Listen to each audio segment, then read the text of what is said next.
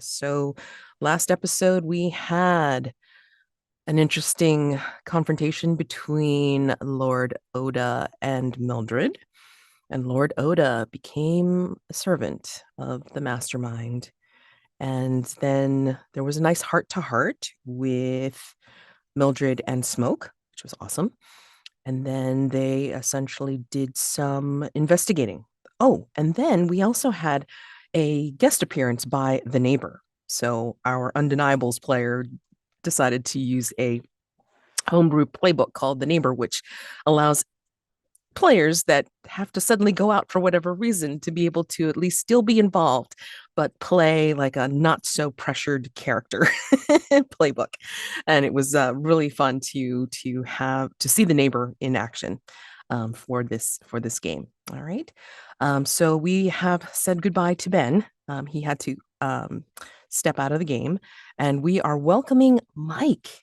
Mike, please give us, well, obviously your name and your pronouns, and anything interesting about you that you'd like to mention and why you're excited to be joining the campaign. Uh, sure.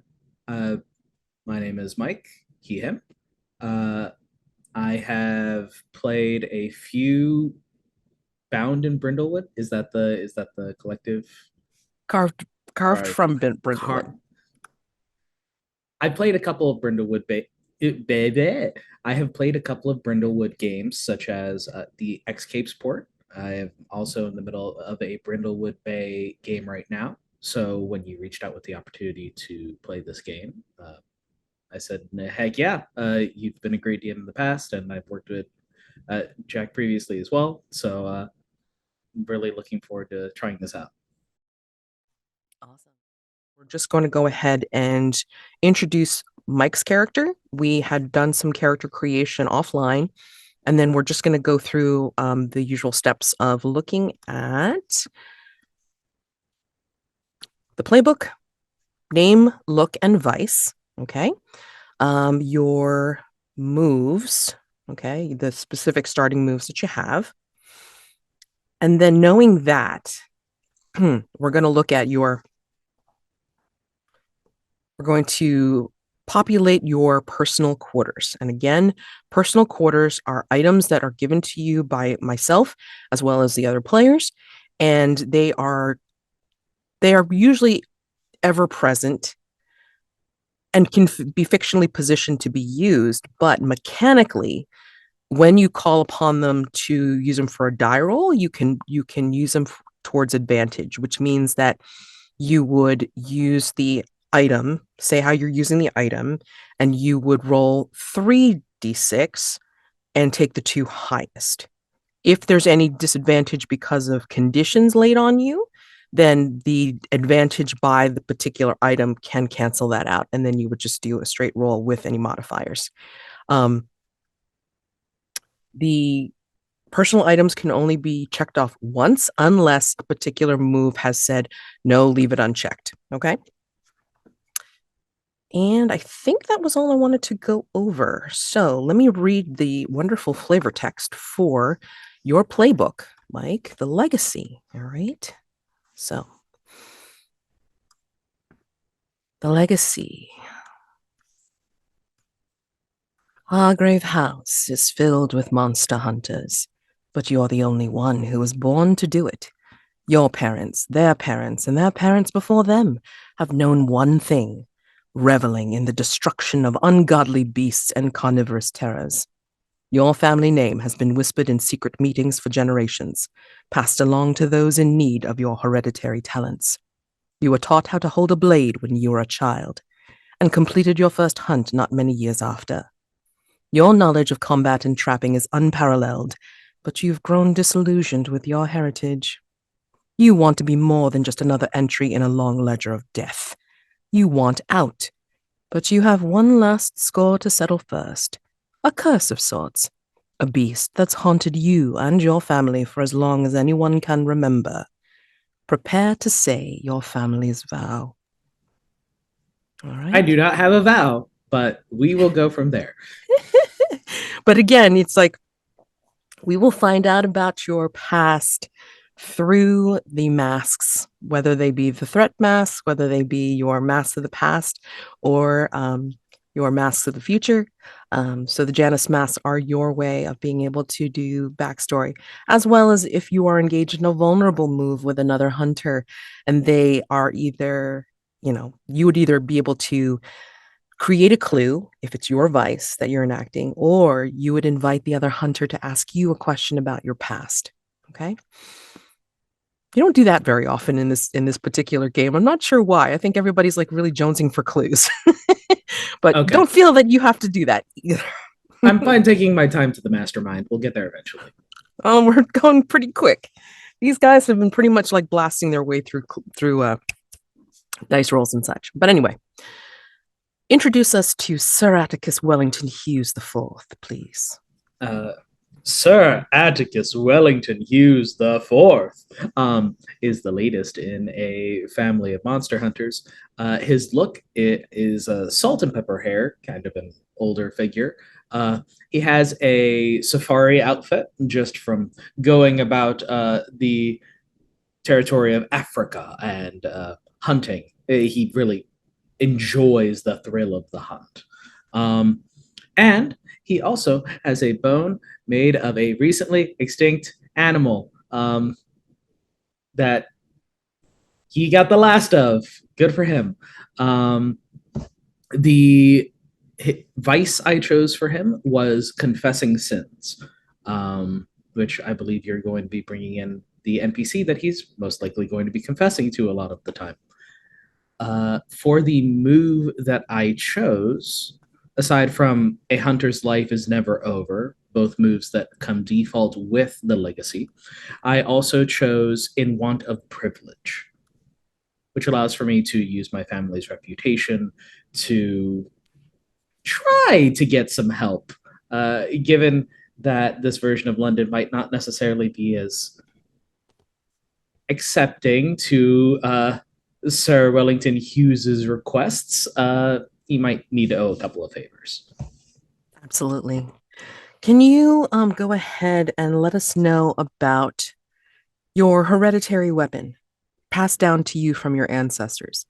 What type of weapon is it? And does it have a name? Indeed, it does. The family weapon that has been passed down from very early is a cutlass called the Burden. Um, it is a tongue-in-cheek reference to noblesse oblige. The Wellington-Hughes family is very well off. We are of a higher, better stock than most other people, and monster hunting is a sort of duty that we have to the common folk to keep them safe, secure, and give us some more prestige. Of course. When you use the weapon in physical combat with a supernatural creature, you can mark a box below. There's 3 boxes, and describe how the weapon has been modified to be particularly effective against creatures of that type. And if you do so, that is when you can increase the result tier of a single die roll connected to the combat, as if you had invoked a Janus mask. So you are essentially doing a narration, but you're not using up any masks in that case. The thing that I wanted to just go over. Oh, yes. So you're going to narrate a flashback showing one of your ancestors destroying a monster of that type using the hereditary weapon. Okay. And then please talk. Well, no, y'all go ahead and go over it. Is never over. So basically, the special thing about the Legacy playbook, just like Vessel has the Coven and the American has the Pinkerton, a playbook related threat. The Legacy has a wonderful special one called the Beast. So the player has the responsibility of filling out the Beast threat sheet as we go along, because the hunt for the Beast is tracked on their playbook sheet. Whenever you mark your hunt, ask another player to describe what you find that tells you you're one step closer. These clues should be very small or subtle, a feeling, a scent, a shadow, or something in the air. Whenever you resolve a threat with violence or otherwise instructed to do so by something on the playbook or on the keeper, Add 1 count to hunt, which is going to look like an X whenever you resolve a threat peacefully or are otherwise instructed to do so by something in the playbook or the keeper. Add 1 count to hunt O. Okay. And when the total of both types of boxes equal 20, that is when you will ask the keeper to put the playbook threat, the beast, in play. Okay. And even if there are 3 active threats. So we'll see. Okay. So this may carry over to another campaign. I hope so. All right. And then there's special conditions that follow once, depending on how many X's or how many O's you get. Okay. And in want of privilege, it's like, getting information or assistance. So we'll see how that rolls. All right. Now let's go to my favorite part of character creation, the personal quarters. So burden is always included in your personal quarters. And then there's like some other things that are assumed that are in your personal quarters, like living quarters, but you don't have to put them in the personal quarters list. Okay. But each of us will give you an item that goes into your personal quarters, and you have veto or revision power over said item. Okay. When the other 2 return, they will each give you an item as well. So, knowing what we know, what is in Sir Atticus's personal quarters? I was thinking about it for a while as you were talking, and I had 2 ideas, but the first one was too similar to something I gave you in a different game. So I think I'm gonna go with the second one, and it's gonna be blood grenades. What?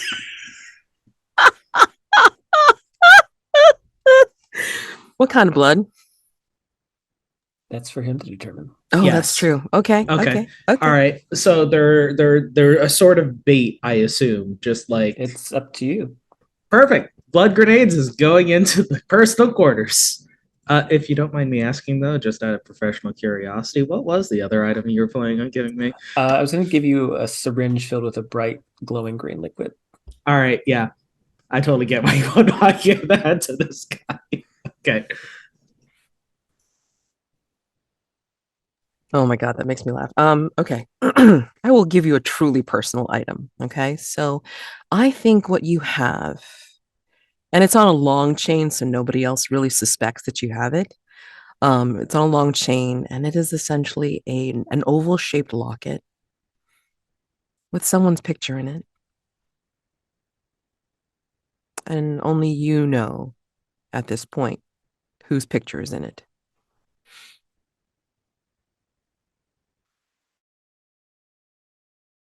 Oh, just out of curiosity, is it silver or gold?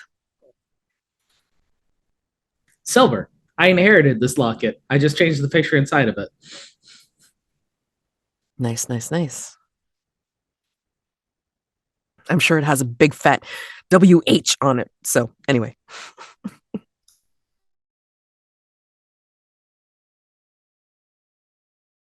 Alrighty then. So we are now going to enter into dusk phase. So mechanically, what this means is any playbook moves that need to be resolved during dusk would be handled in this particular phase. Since Smoke is not here, we don't have to worry about the quickening tonight. And then we are going to look at paint the scene for Hargrave House. So again, for Mike's benefit, I mean, Hargrave House is this particular place you all find yourselves at that is your place of operations. Basically, it's like you live here, you work here, and you find out about different threats because people know that, coming to this house on Belgrave Square, about weird shit. So this is where people will come and tell you about it. Let's see. Hargrave House. What have we not done so far? Oh, let's go ahead and do this one because we have not done it. The trophy room. There were hunters living at Hargrave House before you. Trophies from their encounters with the supernatural can be found here. Describe one. And we do have a tab for rooms of Hargrave House that you can see in the character keeper, Mike. So everybody's been trying to record what they've said. So this way, if you need to make any callbacks for anything interesting, there it is. Okay. So what has been found in the trophy room? And since it's only the two of you, I will also contribute to this as well as for the unseen.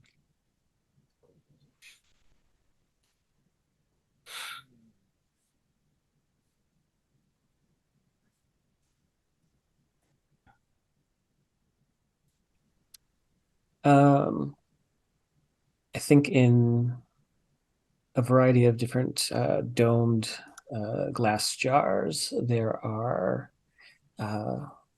body parts, a hand, a foot, a jawbone. They look like they could belong to the same creature since they all sort of have this kind of like obsidian quality to them.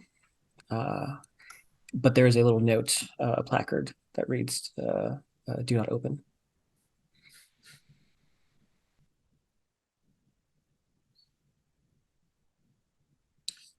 Is there a founder of Hargrave House? Like a dignified sponsor or Here's the funny thing, right? So nobody knows essentially who's running the place or who's funding the place. okay. But there's been tales, there's been rumors, but nothing confirmed as of yet. Hargrave House has always been and is. I think that there is a wall dedicated to a massive mural of the founding of Hargrave House as done by an artist. It has a member of the nobility holding out a scepter and somebody kneeling before it. And then we see on the other side of the mural the construction of Hargrave House and the hunters therein.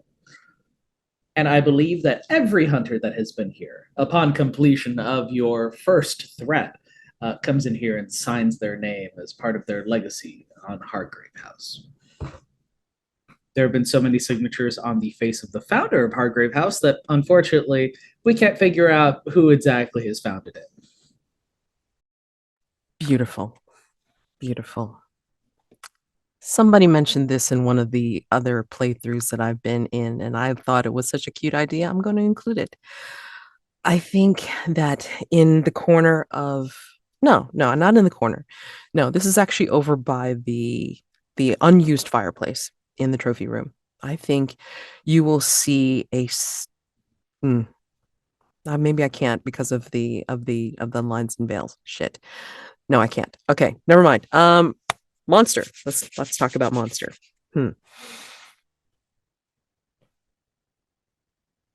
Yeah, I think under glass, it is a case on a podium that has a strange shape to it. So it's not a general cube or pyramid or anything like that. You're not even sure how it's constructed, but in it is a set of gears that look like they're floating in space with stars or things that look like stars floating in between them in suspended animation in this clear glass case.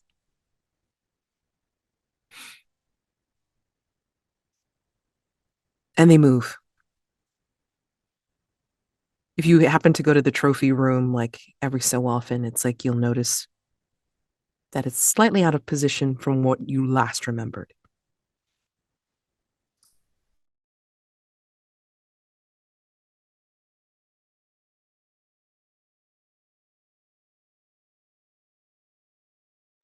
All right, so that is the trophy room. That is Hargrave House. Now, each player will say what their hunter will be doing during the upcoming night phase. I'm going to tell you right now, while day phase belongs to the players and you can investigate, you can vulnerable move, all that kind of fun stuff, the night phase belongs to me.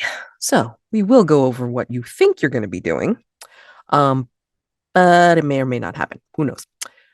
I will say that we will introduce your character, Mike. We will introduce Sir Atticus into the game, and then we'll see what ends up getting done. And I will go over like the threats that are still in play at the moment.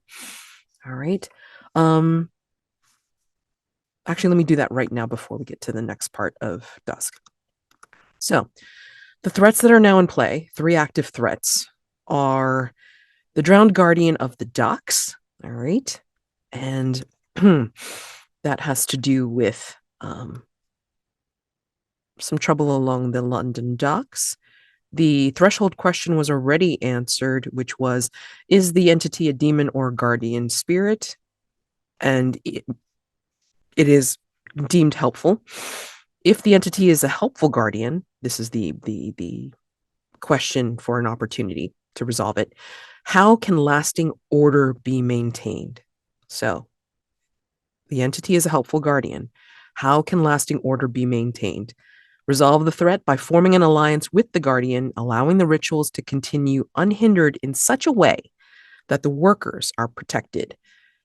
Note, resolving the threat in this way is the only way to unlock the custom move Time and Tide. Okay? This is a complexity 6 question, and you guys have 3 clues so far available to use.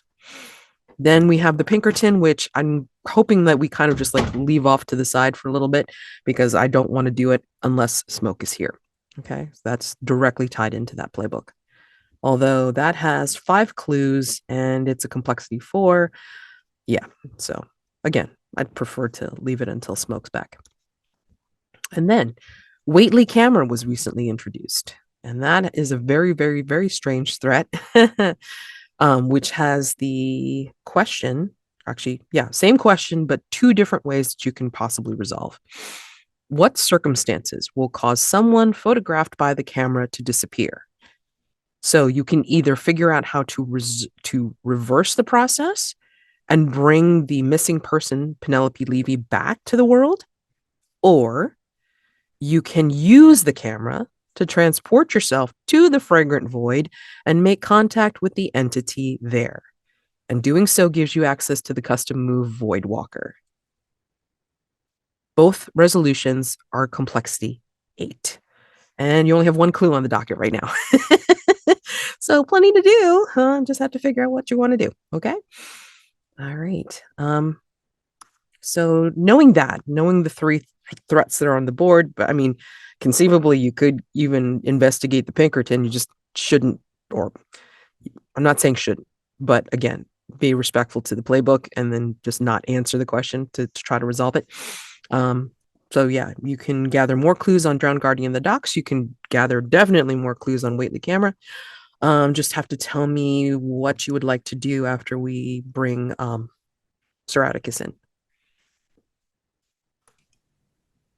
Do we discuss it openly or do we independently decide? You decide like first draft decide, and then we go back around after. Yeah, we go back around for a final pass to say, yes, that's exactly what I'm doing after everybody has said what they're going to do. Okay. So Mildred, what do you think you want to work on tonight? Maybe.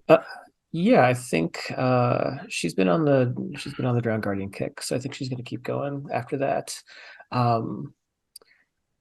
Just because it's been a while. I know I've been to the abandoned church, and Elagos went to the bar. Are there any other locations that I can scout? Yes, absolutely. Let me just go ahead and put this in. All right, so you've got the docks themselves. There is a new iron-hulled clipper that's available called the Black Adder. I guess you can go on there and investigate. There's also some barrel-lined catacombs called the Wine Vaults. All right, so that's another location. And then there's also the boarding house. So I imagine the boarding house, of course, is for the sailors that frequent the docks. Not mainly for travelers. I mean, like, again, it's for like the industry that is around this particular place. All right. So you have like 1, 2, 3, 4 different places that you could possibly take a look at. Okay. Yeah. I'll actually go to the catacombs, I think. Yeah, wine vaults, sure. Okay. So let's see. Mildred. Catacombs. Okay. And then as a heads up, I'll probably be using my Beacon in the Dark move. Ooh, nice. Question. After we finalize what we're doing. Are you are you going to do that mask of the past that you owed me from last time? I can, yeah. Okay, great. All right. So, Sir Atticus, what would you like to do? I also would like to help out with the drowned guardian of the docks, given that the Whately camera is literally a camera, uh, not much of a hunt in an inanimate object. Um, I was thinking of going to the bar, talking with some sailors. Sure. Okay, the bar is called the Dancing Devilfish.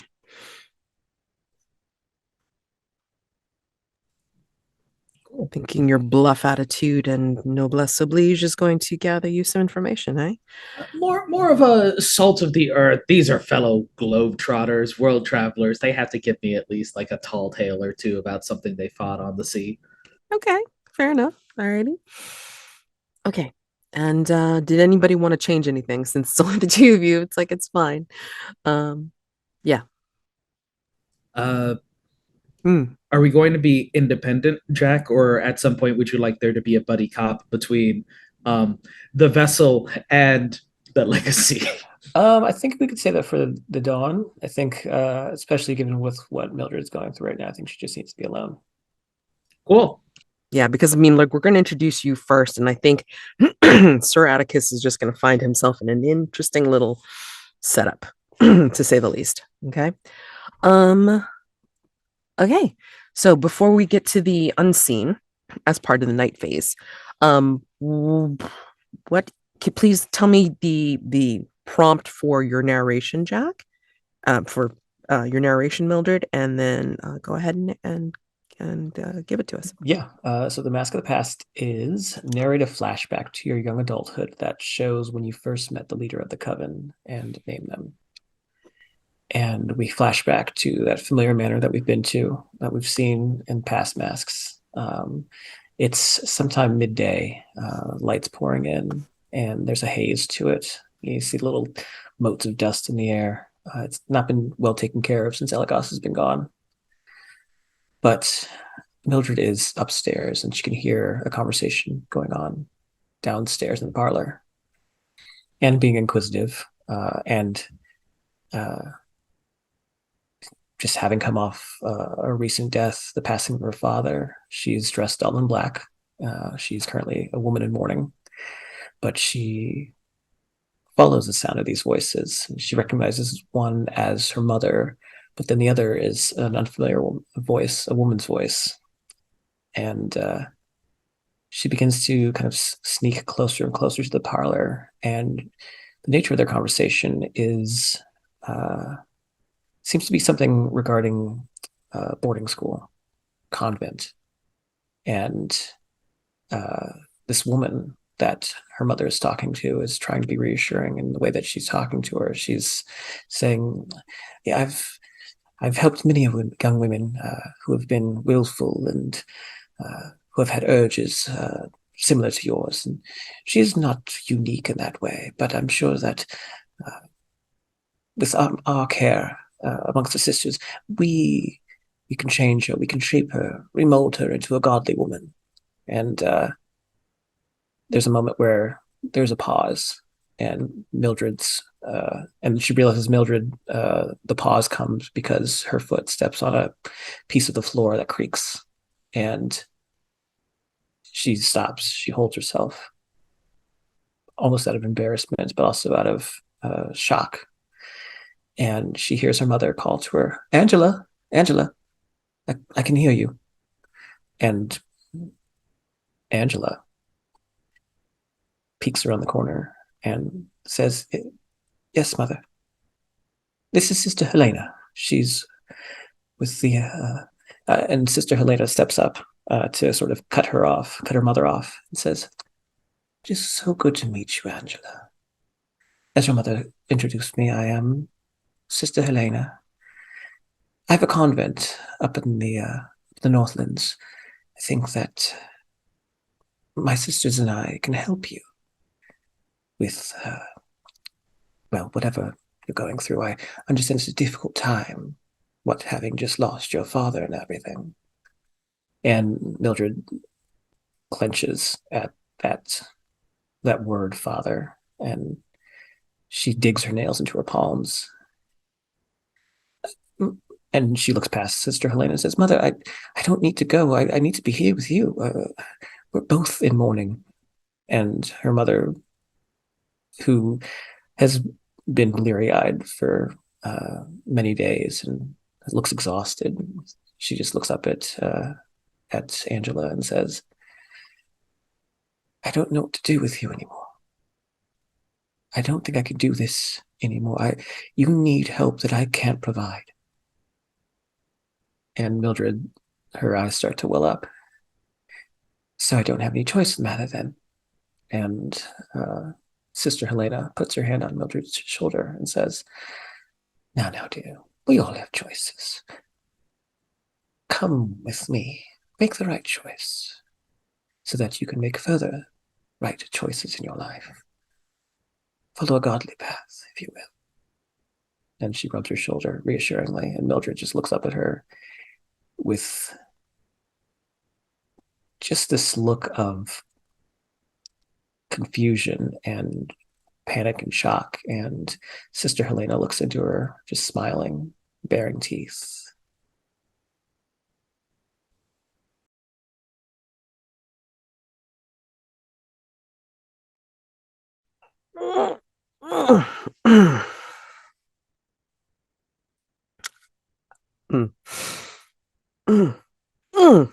Sorry.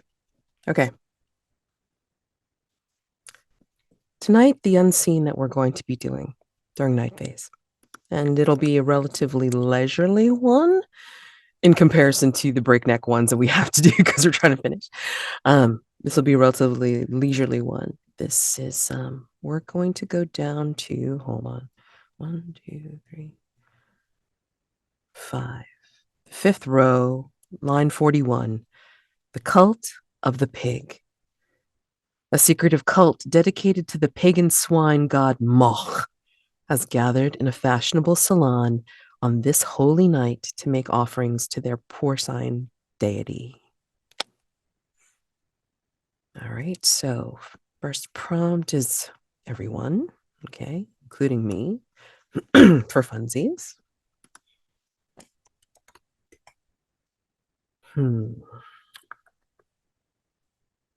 Let's do second one, me. Oops, keeper. All right, and then third one, let's do Mike. And then fourth one, Jack. And just as a reminder for Jack and then for Mike, who's sort of done this when we did X-Capes, but in a different way. It is essentially where you're trying to do a thematic tie between what is happening with the hunters on one side of town versus a seedy side of London, an underbelly that has nothing to do with the hunters themselves, but it is happening across town. So we're trying to give like a cinematic back and forth. But I mean, if you can get in a thematic tie in some way, sensually or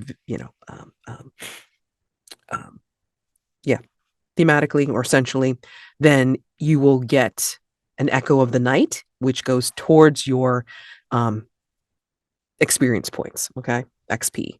So just going back, just so you can see it, there are questions that are answered during the dawn phase, which happens after night, where you would get XP for doing. So if the hunters ask a question, if the hunters resolve a threat, did you experience an echo in the night, which has to do with the unseen? And then the last two questions are by choice. So you would just pick from the drop-down box, figuring out what you can do within that particular phase, night phase, I guess during the day, during the day and the night phase, that you can try to get for role play. All right. So again, these are like opportunities to role play for XP. All right.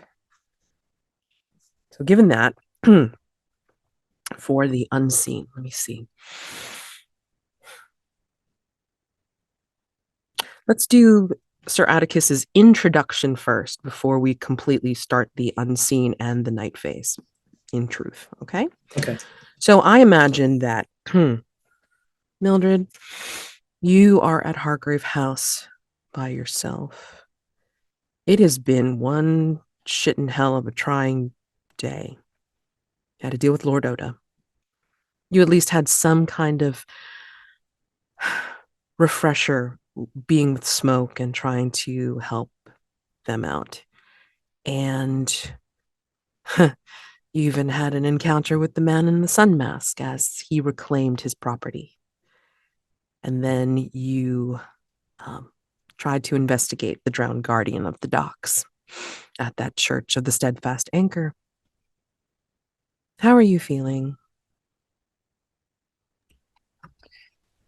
I think we see her in that black morning dress still, and she is just sort of wandering through the house like a ghost. She's alone, and at least with Oda and his antics, Smoke just filling up the house with their smoke, their cigar smoke, or Elagos either tidying up or chuckling to himself over some comedic play he's reading. There's nothing here of that sort. It's just the sound of her footsteps, the occasional creaking from her bedroom, but even that's quiet today. It's almost as if he's giving her time to breathe in this macabre way. But I think we find her in the foyer, and she's replanting or repotting, not repotting. She's putting in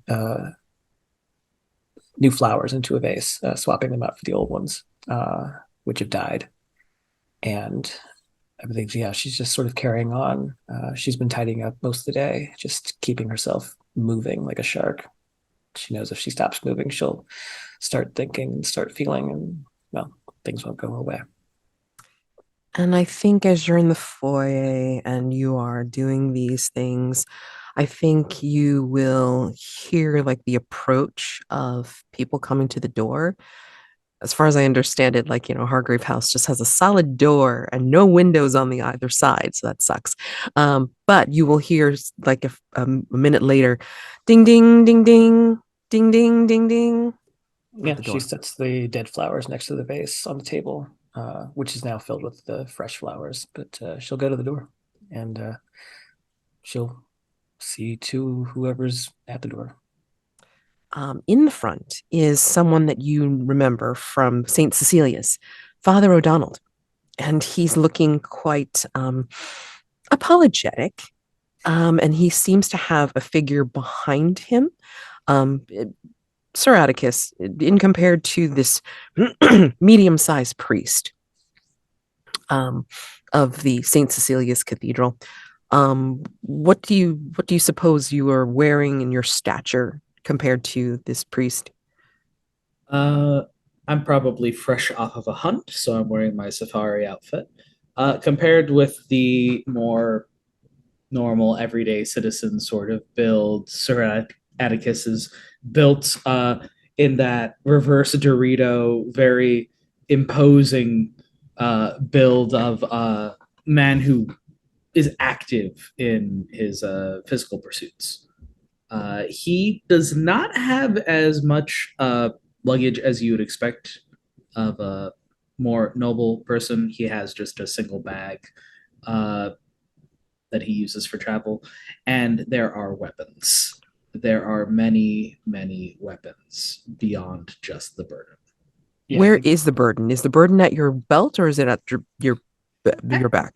No, at his side. Okay. Just yeah, wondering. I think as soon as she sees this tall man with a sack full of knives and swords and rifles and blood grenades, she her eyes go wide and I'm so sorry. And Father O'Donnell, like, pipes up. You can see like his look on his face, like he's like kind of worried and apologetic, but I mean, like, he's got this guy in tow. And it's like, I am so sorry. I wanted to come by and I wanted to follow up on the the window is still broken at St. Cecilia's. And I didn't know whether you said Lord Oda was here to provide uh, reparation. unfortunately, Mr. Oda does not reside here any longer. He has Oh, departed. Oh, oof, that's disappointing.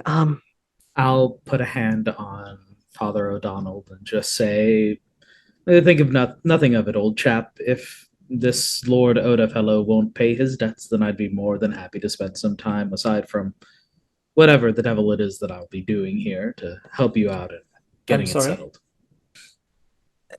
Doing here. I'm sorry. This is my. Can I call you a friend? I'm not sure.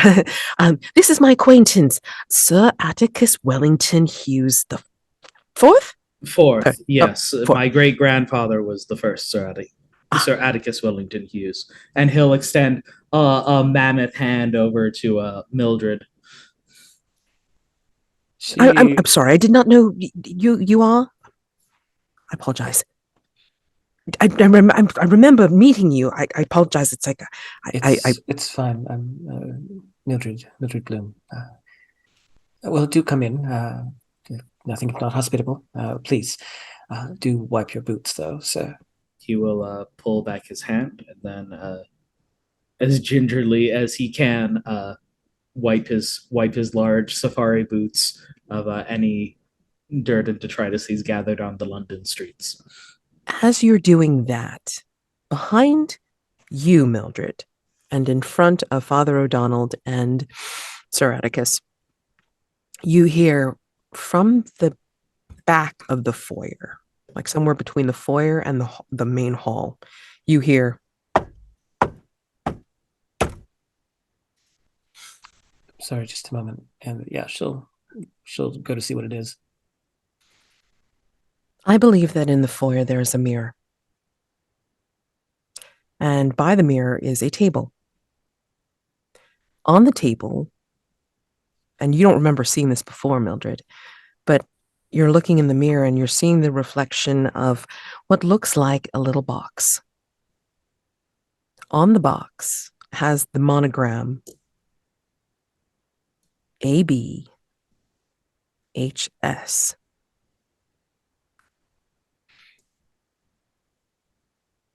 It is not locked.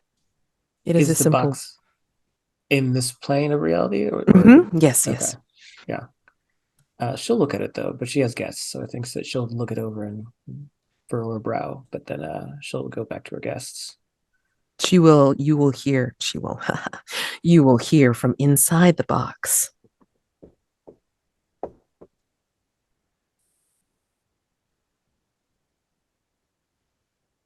If you don't mind, I do have company. Who?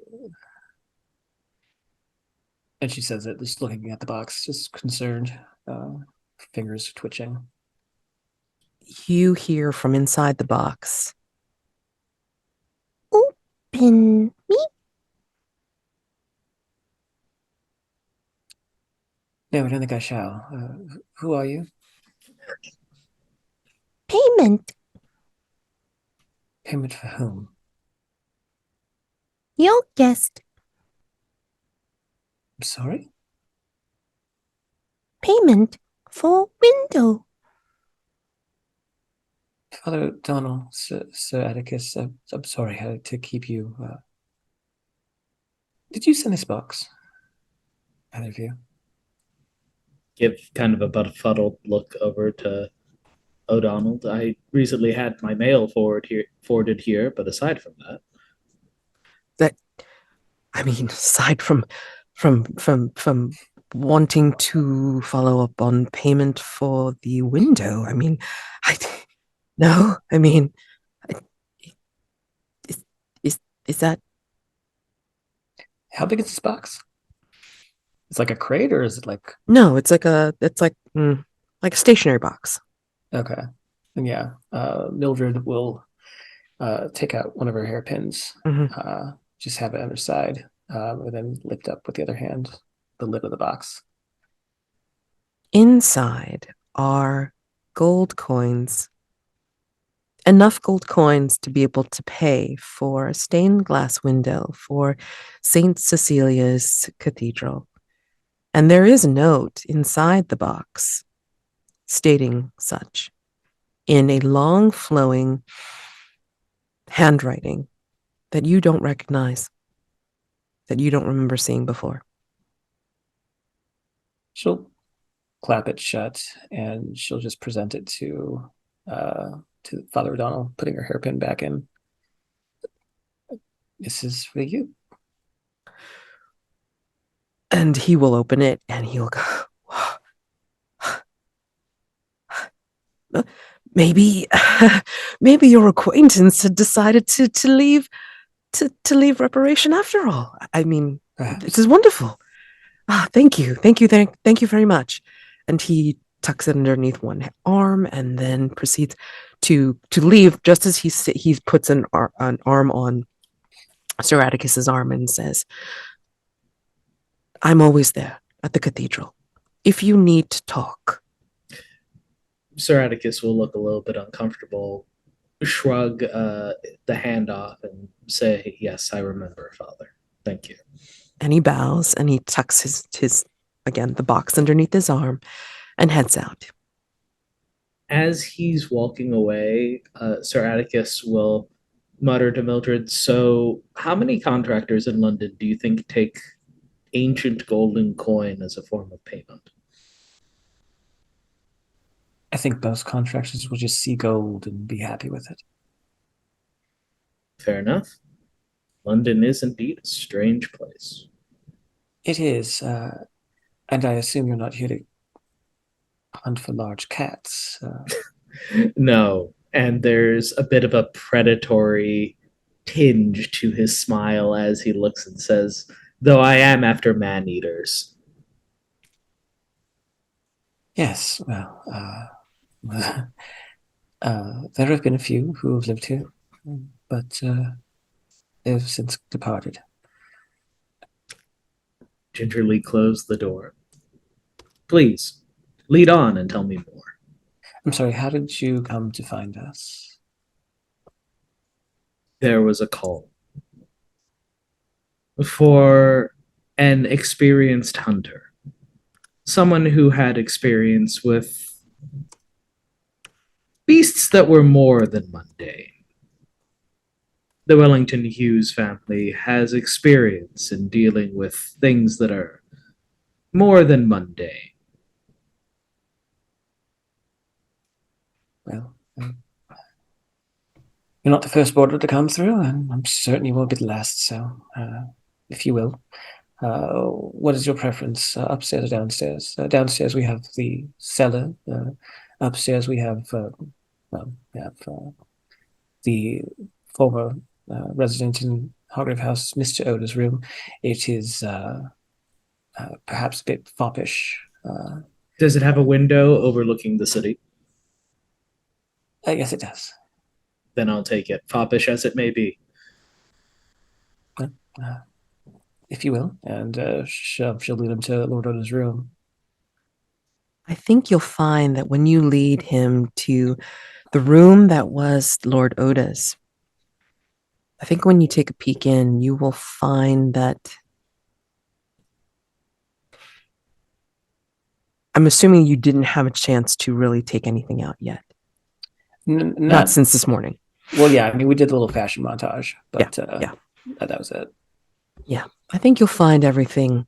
It is a big room, but you will not, I mean, everything that you had seen before, like maybe the extra wardrobes or like the extra all of his artifacts and stuff. Yeah, all the tchotchkes and accessories and all that kind of stuff. They have been placed very close to the door. And the rest of the room is clear of debris. And you don't see the entrance to that one room. Well, I'm sure he'll have his lemmings come fetch the rest of his things, but well, I suppose make yourself at home. The window is there. You may look out of it as you please. Is there any sense to the tchotchkes? Is there any theming? Is there anything I can piece together from this Lord Oda fella whose room I'm apparently moving into? And you don't have to necessarily. I mean, there's like tons of rooms in Hargrave House. Yes, no, but this is the one that is big, has a window, and will let me lay out my arsenal and any trophies that I have. You sure you want to be by your window? Yeah. Okay. Just making sure. Here, no matter what I'm doing here for Hargrave House, I'm here to hunt the beast. I'm probably going to be scoping out what this terrain is like. Sure. Okay. Yeah, I think from the description of some of the outfits, it's basically like, like some wackadoodle monochrome or patterns, or like a lot of kimonos and a lot of like very ornate things. It's lots of couture, lots of Yeah. pieces of garments that are extravagant and Avant-garde, abstract. yes. Avant-garde, yeah. Mm-hmm. All right, somebody who has a lot of money and not enough fashion sense from Sir Atticus' perspective. None of them are weapons or things that can be used in combat. I don't think so. I mean, like, accessories like, belts or like, hair pins or like, feathers and fruffery. Shibari and rope. This person was soft. This person was not a person forged in combat. This person is not Sir Atticus's kind of person. I mean, at one point, maybe long ago, There's something. Lord Oda was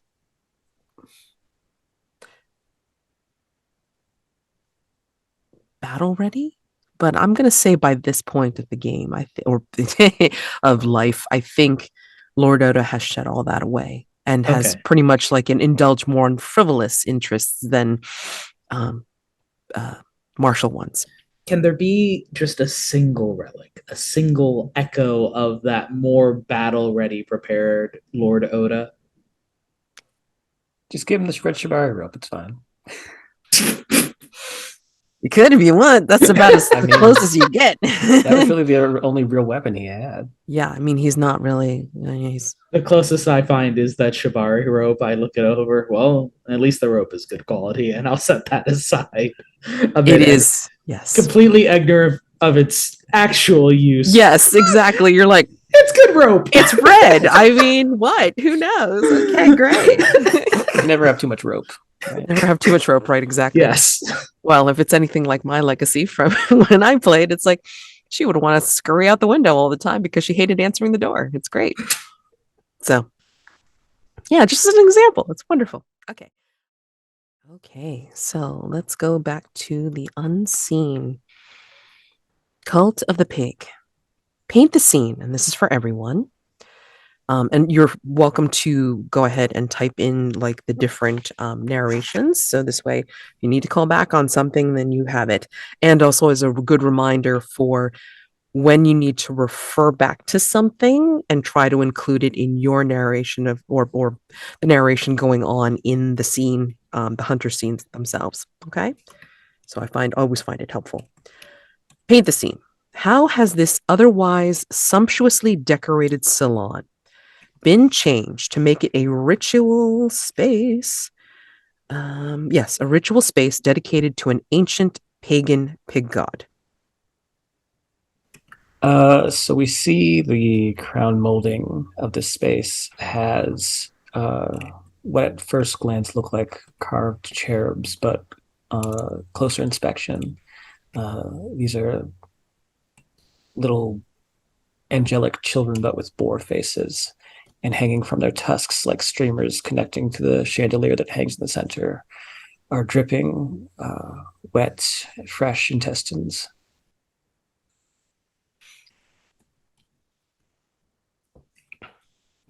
I think any of the gold decoration harkens back to some sort of field wildlife, basically. So like mushroom caps or like weed stalks, like brambles, things that kind of give a wild motif for out in the forest, but in gold. A salon is sort of like a fancy waiting room. It's a meeting place where people come together and snack. It's not like a smoking room where people sit and talk for a bit, correct?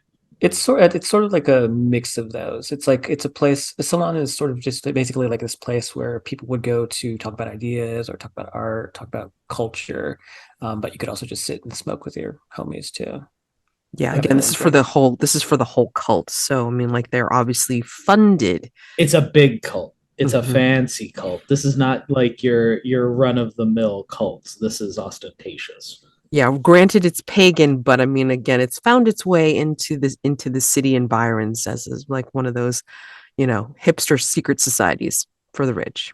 They have paid actors. They have paid actors that are dressed in boar pelts and who wear skulls that act as masks. They're not quite as high quality as the masks of the actual dignified cult members. Those might be in porcelain or done in like actual crafted bone. These are just like somebody took a boar skull, split it so that you could put it over someone's face and disguise everyone. I'm gonna say, let's start with Mildred. Okay. Mildred, you said you were going to activate your particular move, which is Beacon in the Dark. Can you please read that off for me and then tell me what you're going to be doing? Oop, you beat me. Yep. When I walk the streets of London at night, or in this case, catacombs, my consciousness spreads across the city like a vast spider web. I roll with sensitivity on a hit. I get confronted by a threat or personified danger related to the threat. I can ask them 2 questions from the list below. They will not answer directly, but rather in the form of a clue. On a 10 plus, the threat or danger departs as soon as the questions are answered. Okay. All right. So let's see. Drown Guardian of the Dark. Docs. Go ahead and roll. And just as a sort of a flavor thing, Mildred probably left without saying anything to Sir Atticus. I think he would have just heard the front door shut, just kind of leaving him to his own devices. So that's 8 plus 3. What's 8 plus 3? 11. Okay, great. All right. So you may ask 2 questions from the list below, and you will be confronted, and the answer will come in the form of a clue. I believe in both instances. Like, so since you're asking 2 questions, we'll see how this goes. I think so, yeah. Yeah. Yeah, just heading down there all by my lonesome. She probably has like a little lantern just because it can get dark down there, I assume. But she's not super familiar with the territory. Mm-hmm. So I think the way she sort of taps into that consciousness is when she's finally down there. She prepares herself by pulling out one of the rose pins that she keeps in her hair, and she presses it into her palm, drawing a little blood. And then she kind of rubs it between her palms and kind of like using her hands and the blood in there as sort of like these magnets for entities, sort of like scent.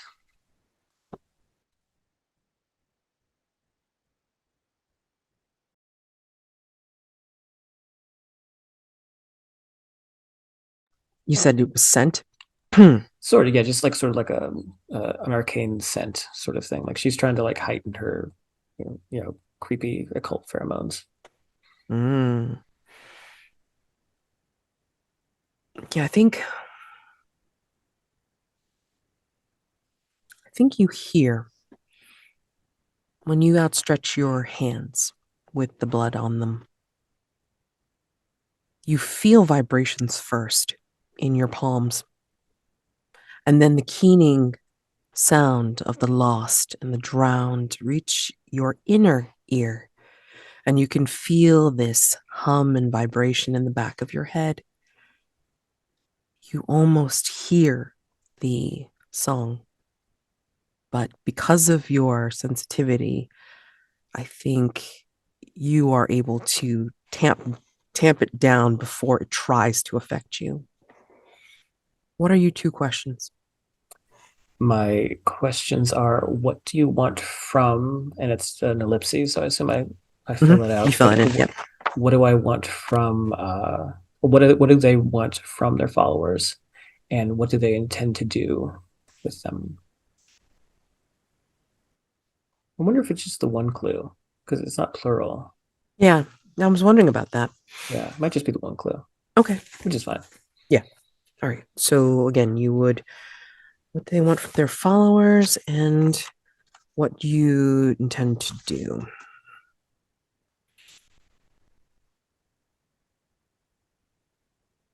Hmm.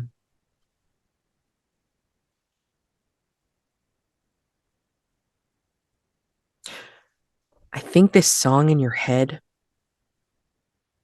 as you're moving around, you notice that it gets louder and then softer, depending on where you turn. And I think you are turning when it gets louder in your head, where you can actually discern some of the notes, some of the melody. And when you do this and you follow the volume of this sound of this song, I think you are coming upon one of the walls down one of the hallways. You weren't really paying attention to the direction. You find yourself into this hall of the catacombs that leads to a dead end.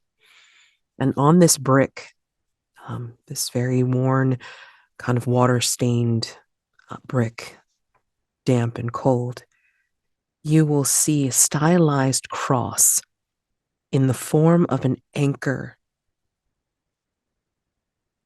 A stylized cross in the form of an anchor. And it has a symbol etched within its already like designed pattern. And I think you recognize this as one of the languages that you know, like through your entity.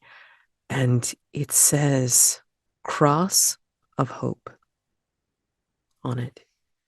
That is your big clue, capital C clue. Stylized cross in the form of an anchor, a cross of hope.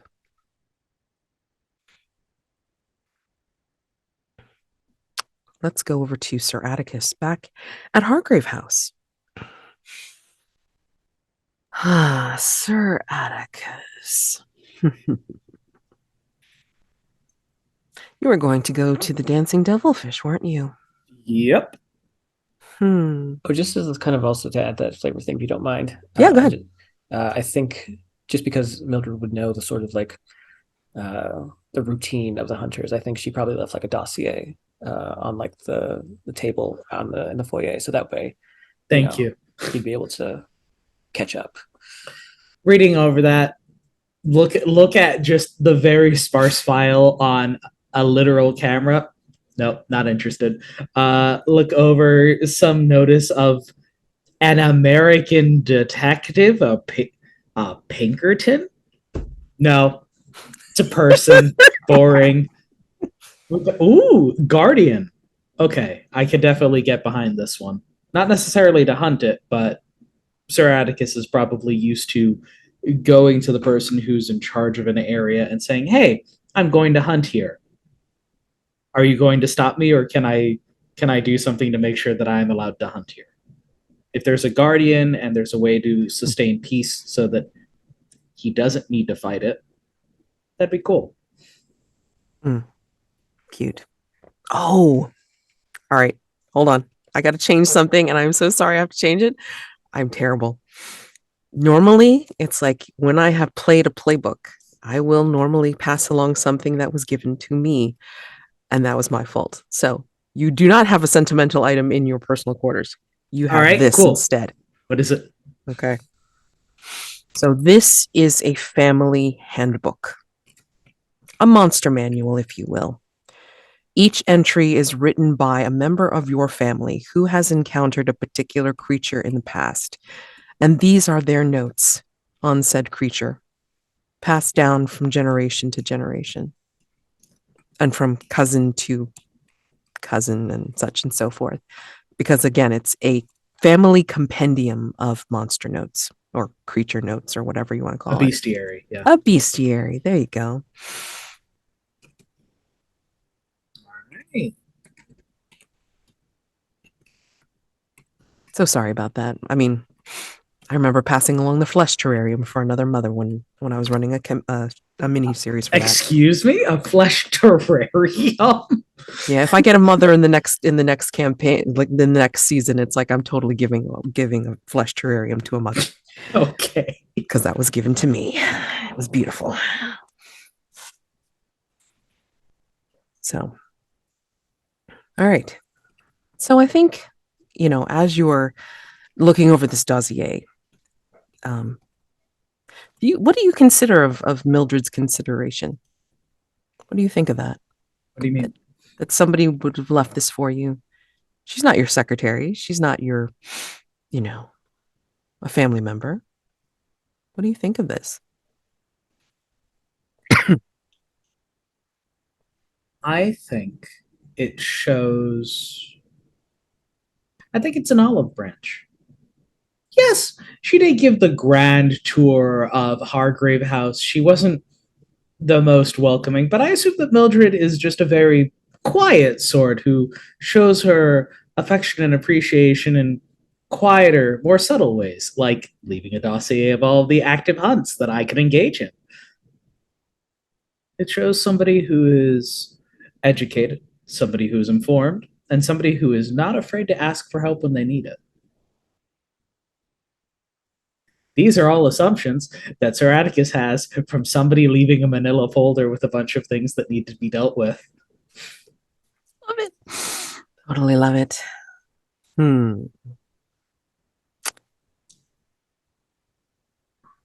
I'm going to say that at this point, in the middle of your musings about the dossier and your family compendium, possibly maybe looking for notes. Oh yeah, I'm cross-referencing. Sure. I see a camera. No one's dealt with the camera. Camera's a boring hunt. We're gonna pass on that for a bit. I think you hear the door. Ding, ding, ding, ding. Ding, ding, ding, ding. I let it ring for a bit because I assume that a place as illustrious as Hargrave House has to have a servant or two who's dealt with this sort of thing, right? No? I have to go and answer the door myself? Okay. Sir Atticus will go and answer the door himself. I have a little powder box revolver just casually in my hand in case this is the place that Hargrave House is like, where I need to be prepared to be attacked at any moment.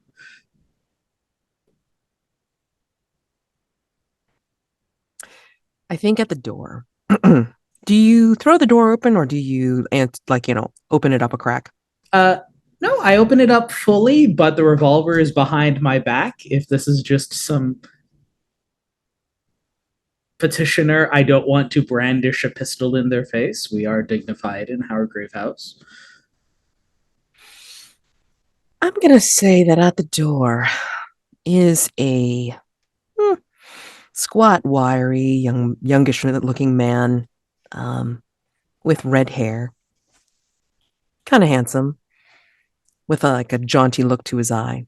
It's like, it looks like they have a new one. How are you doing, sir? Quite well, Mr. You can call me Puck. And I have the pleasure of meeting Atticus. A pleasure, Puck. Atticus. All right. Well, I be doing a little bit of a favor for my mistress, and I wanted to take a little visit. She would have come herself, but sometimes the harbinger of events could possibly lead into, more of a welcome mat for those that need to be tested. What do you think? I think, unfortunately, Mr. Puck, that your letter informing us of your arrival was lost. I'm afraid that we're not prepared to accept any guests at this time, Mr. Puck. But come daybreak, I'm more than certain that we would be happy to entertain any information that you and your mistress would be able to provide? Well, we don't really do things by the book or the letter per se. We're more of a direct type of party. Oh, I'm sure. And remind me, which mistress was it that you served, Mr. Puck? Surely, if it was somebody of the nobility, then I would be able to recognize it. After all, those are the usual people who are more direct in this sort of thing, are they not? Direct comes in all forms, sir. Please make the night move. Cool. There's a shadow that appears behind you. Atticus, Sir Atticus. Can this be construed Yo. as a supernatural creature? No. Okay. Cool. It is a very large shadow. So please roll with vitality. Oh, yeah, that's look. Oh, wait. Hold on. Sorry. That is sorry. what I was pitching for. My apologies. Okay, night move. Okay, so. What am I afraid of? Yes. I'm afraid of being cast aside as Puck just strolls in and does what he wants with the place. Yes. It's How so is it much worse? It's so much worse than that. Basically, you will be attacked from behind and given a thorough beating for, being a late incomer to this party. Okay, I see. Hazing for the new guy. All Yes. right, that's fair. That's cool. That's all right. Am I rolling with any particular stat, or can I say vitality so I can shoot this shadow with my gun?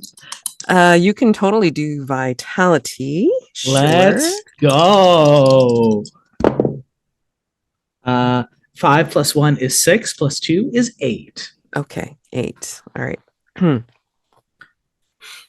I'm going to say that you see this shadow falling behind you just as Puck is, I guess, trying to distract you. And you get out of the way in time for a gigantic fist to smash into the door next to you.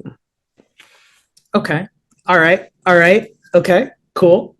And you swing round to see a very large individual described as an absolute unit of a man, not barrel staves. Not barrel staves, just so you know. All right, but an absolute unit, okay. Wide and tall, with a little tuft of blonde hair on his head, mustachioed, a little bit of a beard, and he looks like he is about ready to stomp you into the earth, basically. Keep it cool, keep it casual. Mr. Puck, you failed to introduce your attendant. This is Mr. Peasbottom. Peasblossom. Peasblossom, please show the kind gentleman Atticus what you are capable of. And he's just like leaning against the door frame and then just kind of like watching to see what happens. So. Puck is just casually leaning against it. Yeah. And then, cool. You're what are you feeling right now? Exhilaration. Buddy, I've been here for less than an hour and the hunt is coming to me? Hargrave House is too kind. I'm going to have you put this down as a condition marked by Peasblossom.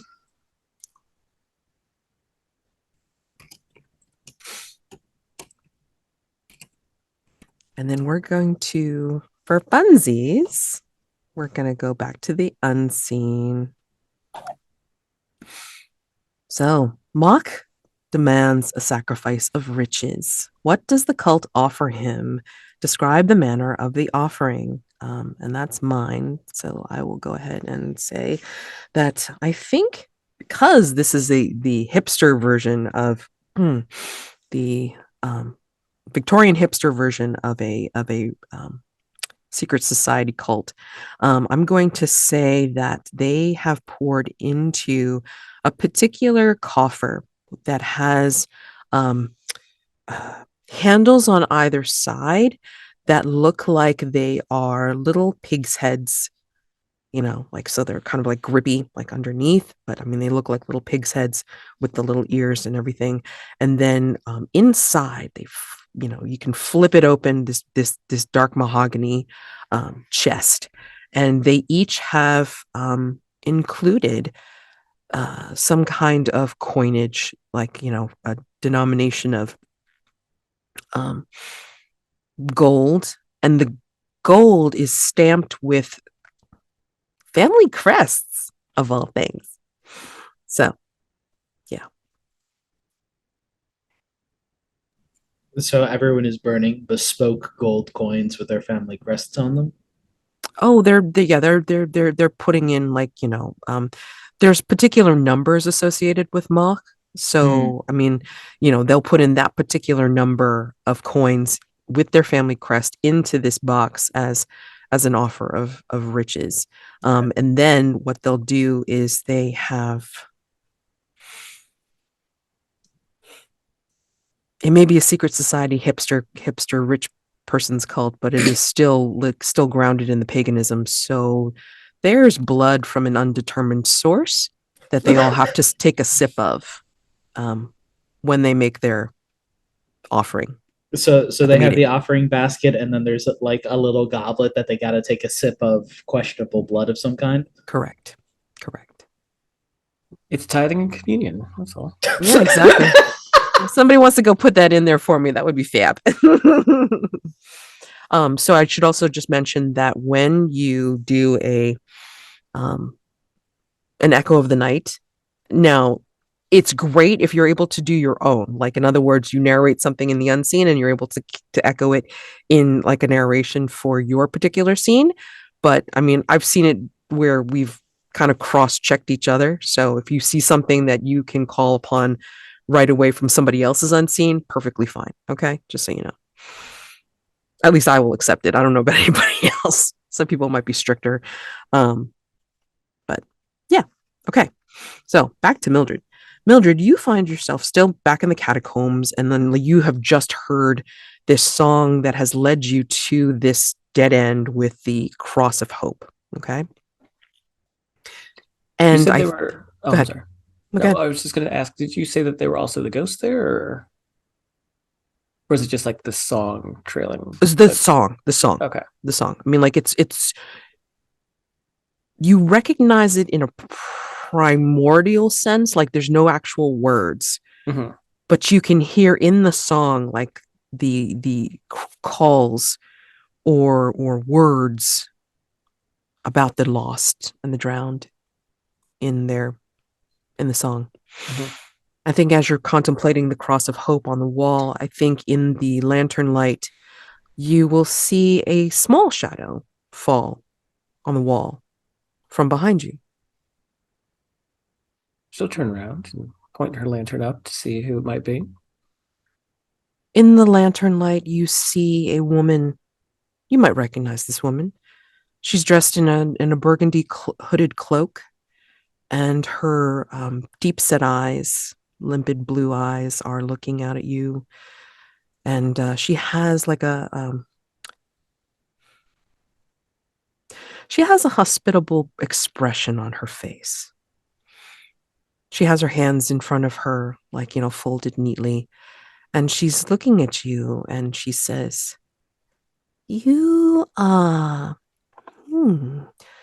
so pretty, like a flower. You are Mildred Bloom, yes?" Yes, I am. I've seen you at the theatre, at the Play de Gaiety, have I not? Yes. I was enjoying the show. There are many wonderful shows, yes? Things that call upon the dreams of people, the fantasies and the stories that they tell, either by being the characters or by by living their stories. Stories. I knew someone who had wonderful stories to tell. Sometimes on himself, sometimes on other people. Sometimes he would pull pranks too. You might know him. Or you might know him by a different name. Elagos is your servant, correct? Occasionally, yes. Occasionally. Yes. Let us do away with pleasantries, because as I see it now, you are introducing yourself in a place, well, no respecting person would be in, and you come here bearing the name of someone close to me. What do you want?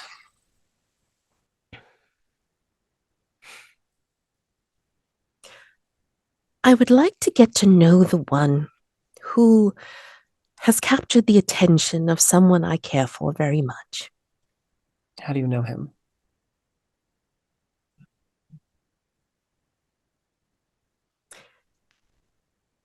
If you like, we can go somewhere more comfortable, less damp.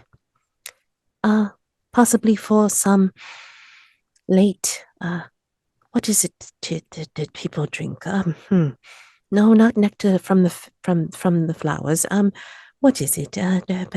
Wine, yes. Or like, is there that beverage, that dark, smelly beverage? Coffee, tea. Tea.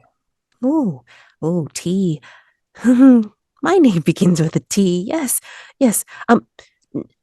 Yes, we can go to a nearby cafe for tea. Yes. Other people will be there, so you won't have to worry. I mean you no harm.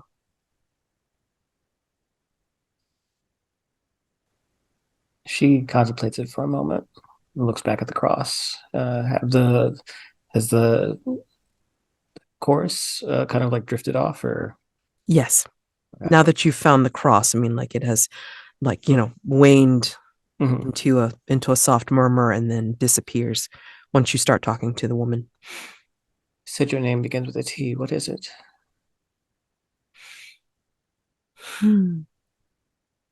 They wrote tales about me once.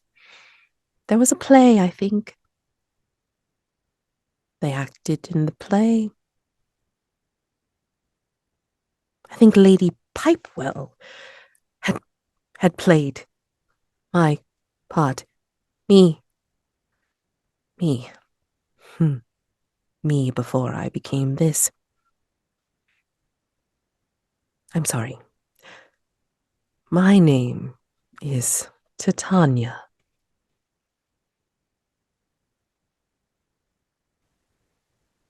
There's a moment where she's very stern and serious looking at Titania before she just kind of starts to heave with laughter. You're joking, right? Is it more believable if I am comedic?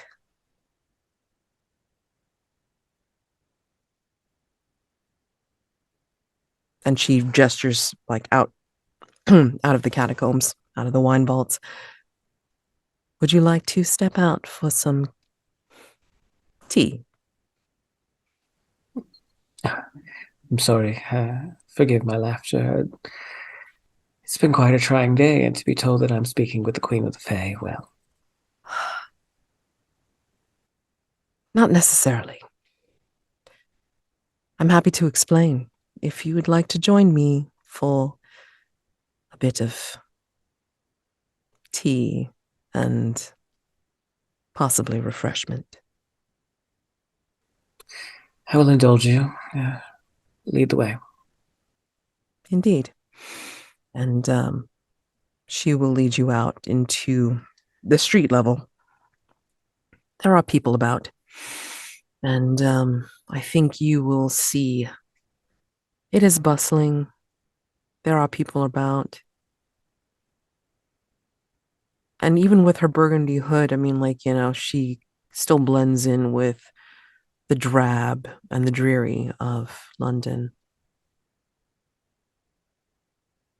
But when she turns back to look at you to make sure that you're following, I think you catch a glimpse of what looks like starshine inside her hood.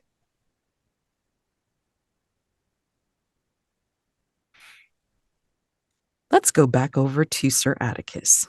Sir Atticus, it's like Peas Blossom has taken a swipe at you, and like, he is coming for you again. Oh, dude is just throwing down. Oh, he's totally throwing down. And Okay. again, Puck is over by the door and just kind of like watching to see what you're going to do. I'm gonna disarm this guy is what I'm gonna do. He's got big meaty fists, man. I mean, like, I'd love, like, sincerely doubt that the shoulder that it's attached to is big and meaty as that. So again, I'm the legacy. This is my bread and butter. Let's go. Night move. All right. So what do you think will go wrong? I think I can get laid out by Pea Blossom. Yeah. Peas Blossom will, pretty much pump you to punch you to a pulp. Let's see. So much worse. Yeah, I think what he's trying to do is he's trying to incapacitate you as well.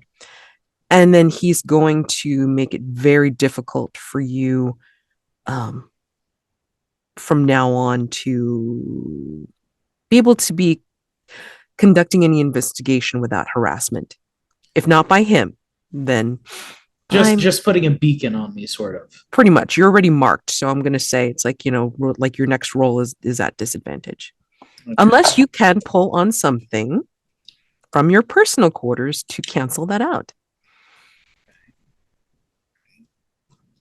Which you don't have to. When do I need to declare that? You should declare it like, before you roll. Okay. Like if you're going to use something for advantage. Okay. Because you can mark. Go ahead. Can I mark multiple things? No, it should only be one thing that you mark. Well, no. So if I were to mark the bestiary and then I roll and I don't like the roll, can I also mark a Janus mask? Okay, hold on. Brain hurts.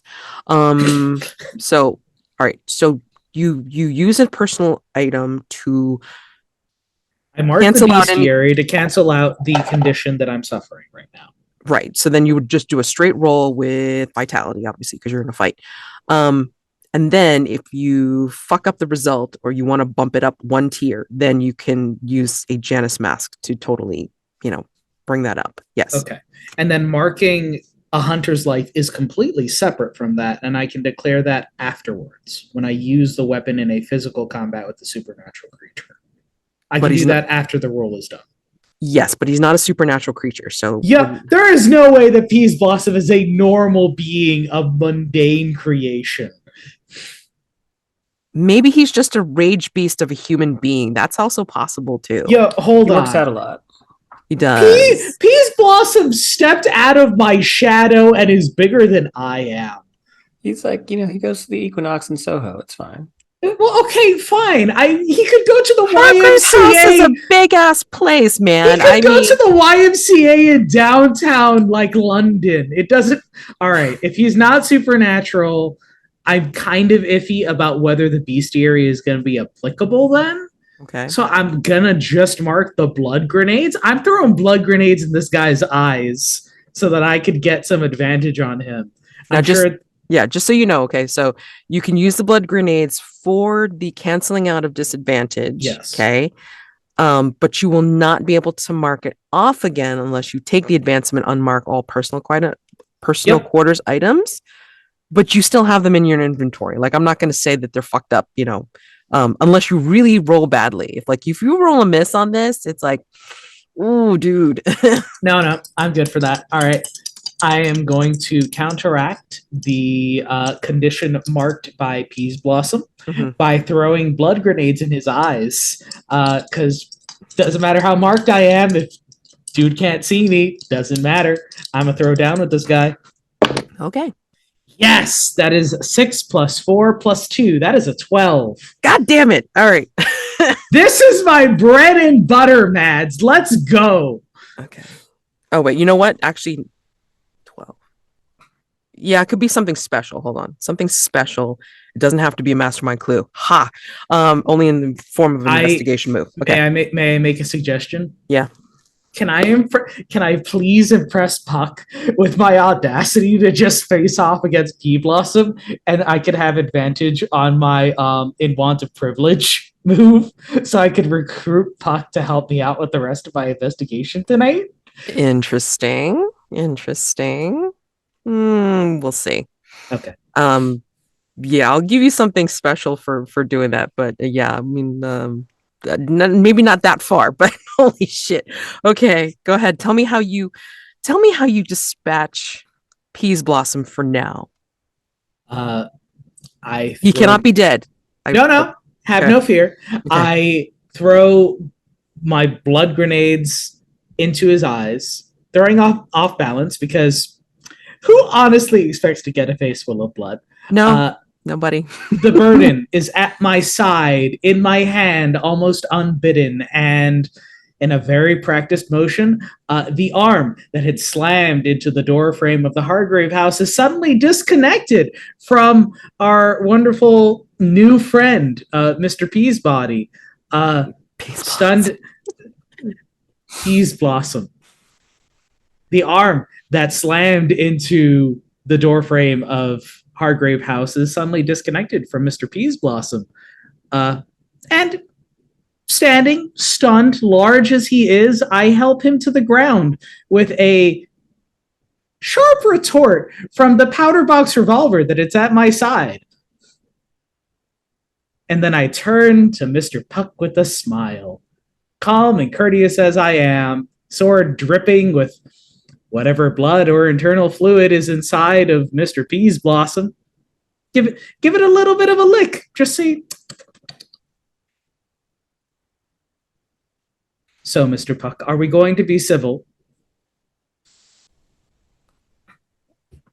Puck tries to keep the expression on his face extremely neutral, but it's warring between like being a little impressed versus like complete horror at his large companion being taken down like that. Shit. And then he says from the doorway, still trying to keep that casual stance.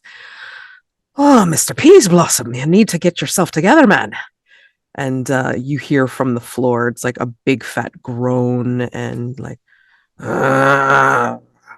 it was almost like one of those big, like, beasts of burden, haha, like making sounds like like a low mooing or like groans and stuff, and that's the sounds that Peas Blossom is making. I'll honestly help him up. Okay. Like, yes, they broke in, but this isn't really a hunt. This is sort of a prelude. It's foreplay. I'm here for it. Let's go. But I'll help Peas Blossom up just so that he can go and pick up his arm. I'm not giving him his arm. He's got to pick that up himself. Yeah. So I think, yeah. Peas Blossom, as he's getting up, he's gonna just like, put his arm like underneath his other arm just to have it like, and he just looks at Puck with this stricken expression on his face and says, and like in like this deep profundo voice, he took my arm. And yeah, he will stumble past Puck, and Puck says, well, I guess we can get that fixed up by one of the surgeons, I'm sure. But yeah, so I can do you one favor tonight. What will it be? Not saying it's a big one, but just one. Accompany me this evening on my investigation. You seem like an entertaining sort, someone who's experienced in not only London, but also I give an eye over to Peas Blossom. Things that are more than mundane. Aid me in that, and you shall be freed of this burden that you have. Hmm. I'll accompany you as soon as I make sure my companion is off getting some assistance, if you don't mind. But I'm not saying I'll be helping you. I'll I be only with you. ask for your accompaniment, Mr. Puck. I understand that you have your own obligations to attend to. Indeedy, I do, sir. Yes. And then he kind of like takes a look around the doorway as he's looking back at Peas Blossom, who is like, heading out underneath one of the street lamps. And you'll see that it looks like a very tall person, like taller than Peas Blossom, who's a big man already.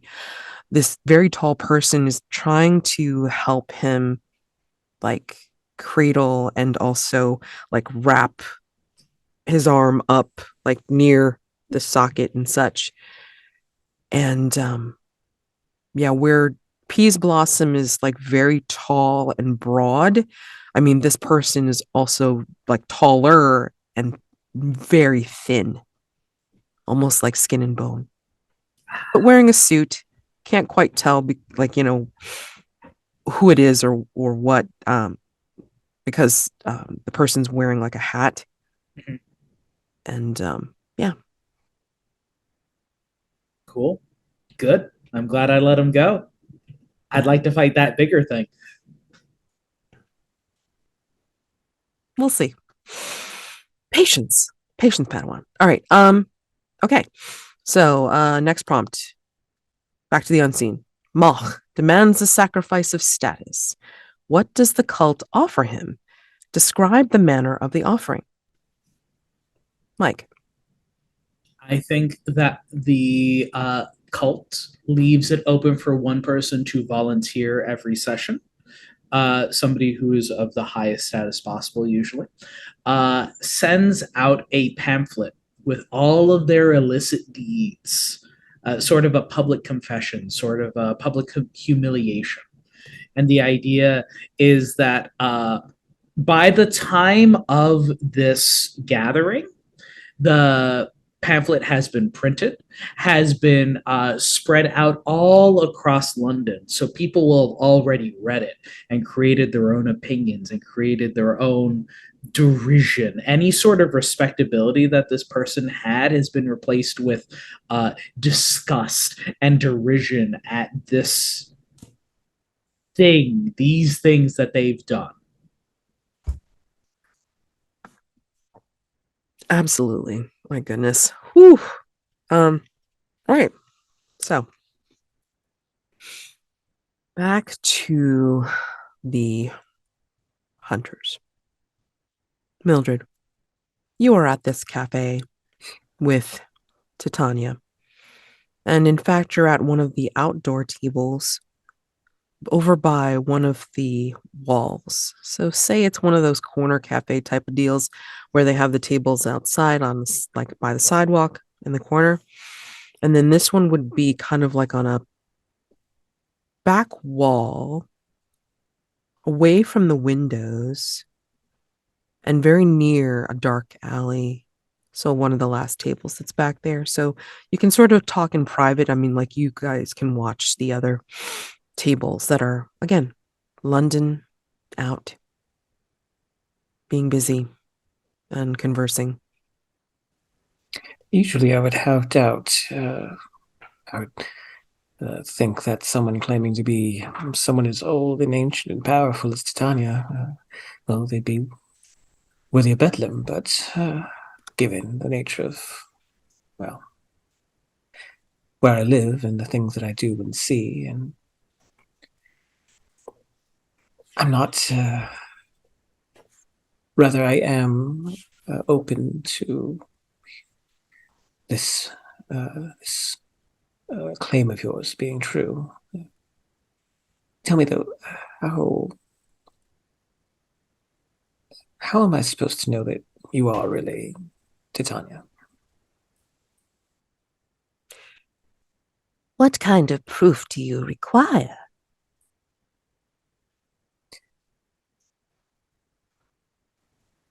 I'm not entirely sure. I think that you're the first, to my knowledge, Fae that I've ever met directly. I've read about you, I've heard about you from other stories, other hunters, but you're the first of your kind that I think I've ever met.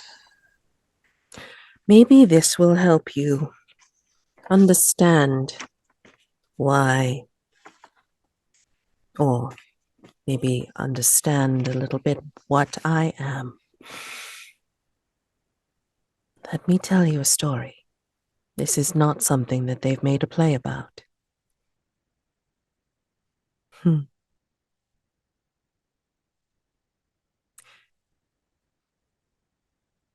I had visited Queen Victoria 10 years ago.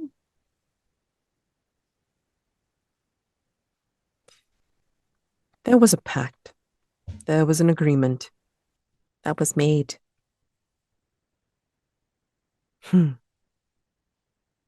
Hundreds of years ago. That the sovereigns of England would allow the Fae, the Fae Queen, to be able to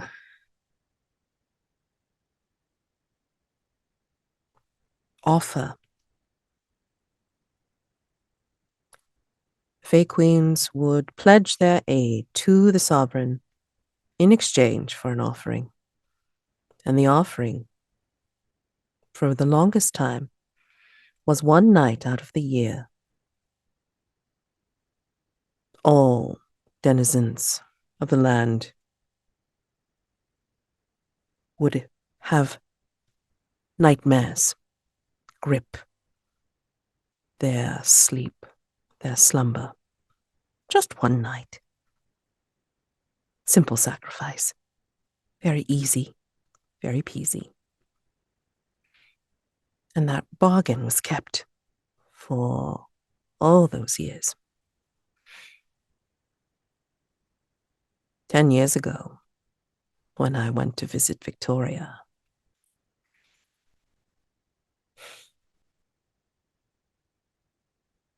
I tried to make the same exchange. And instead of agreement, instead of a possible discourse, she bound me in iron. And this is where Titania will have her arms come out of the cloak, and underneath the sleeves, you see horrible burns on her pale skin. This is what iron does to us. I almost didn't get out of there alive. I had to use much of my magics to be able to get away. And I've been,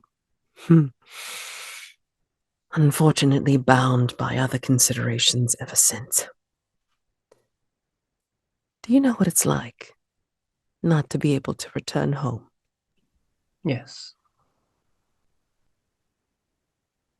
Then you know. It is painful. It is heart-wrenching. And you don't know what to do, where to turn, because you're not in familiar surroundings anymore.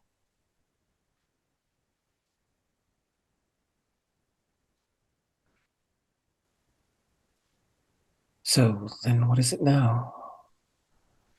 Why have you decided to show yourself, reveal yourself?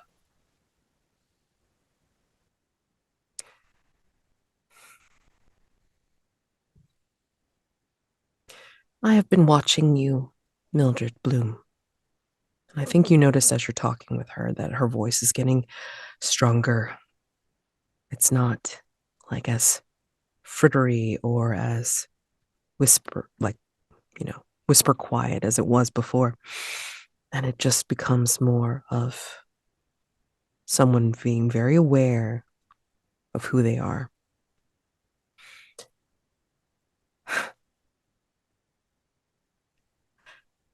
I've watched you for quite some time, Mildred Bloom.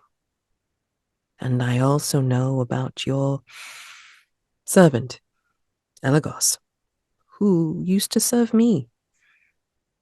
But to me, he was known by another name.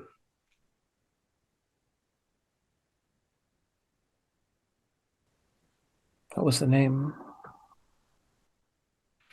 And this she gets a tender look in her eye. He was known to me as Robin Goodfellow.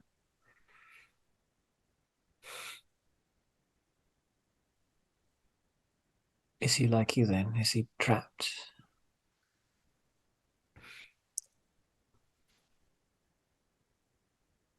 Because of my magics being considerably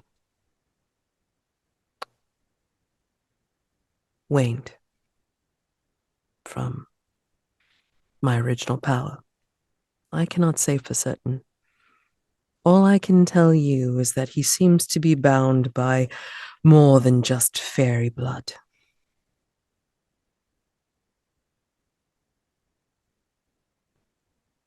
He has made oaths, your Elagos, my Robin. And I speak to you as someone who knows what it's like to be forcibly exiled.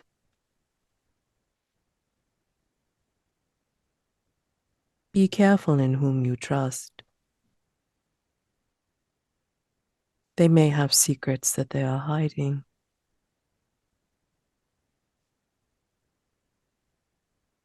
And this is where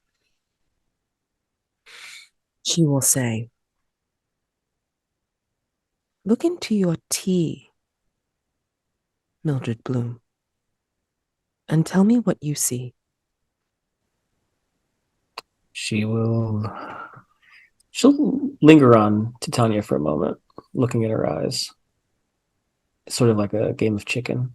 And then finally, when she realizes that Titania is not budging, she'll relent and start to look down.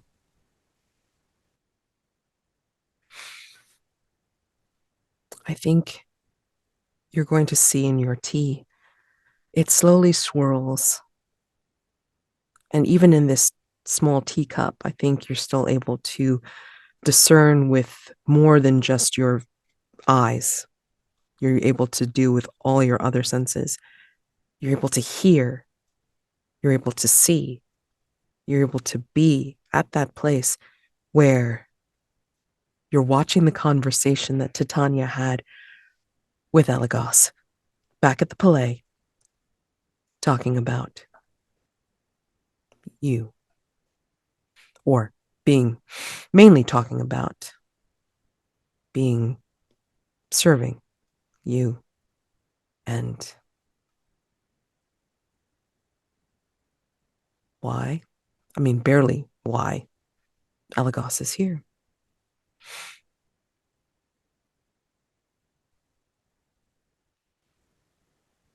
Is this what this is? You want him back? I would like to see him back, but again, I sense he has other oaths and obligations that he has taken.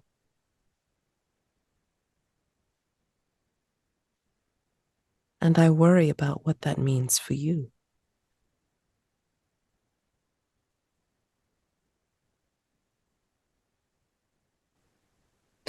Is that all that brings you here? Your concern for my well-being?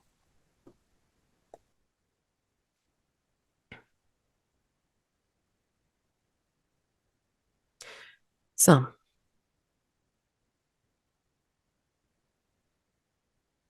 Kemuel was asking about you.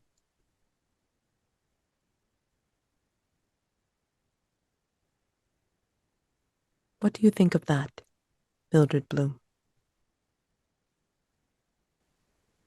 I want to know how you're connected to him. Does he serve you as well? Is he like Elagos?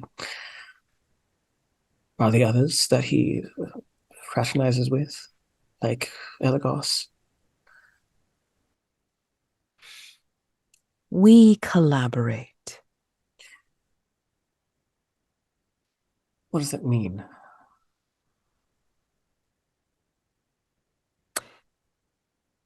Camuel, like all of that ilk, has his own agenda. I have someone like him now in my employ, I guess. Not sure what his attraction is for me, although it seems I can promise to be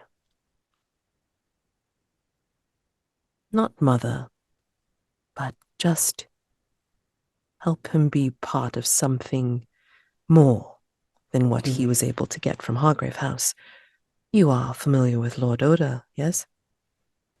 I think she was about to say something, and then when Titania starts to continue on and says that, I think that's the moment where she pauses and realizes that there's something else afoot. And there's a brief moment where the tea in her cup starts to boil, just at the sound of his name. And it calms down, and she takes a deep breath. Well, I'm glad he has someone else to freeload off now. If you don't mind, I have an investigation to return to. Thank you for the tea and the hospitality. I do wish that you, Kemuel, Elagos, and everyone in your court a safe evening, a safe life.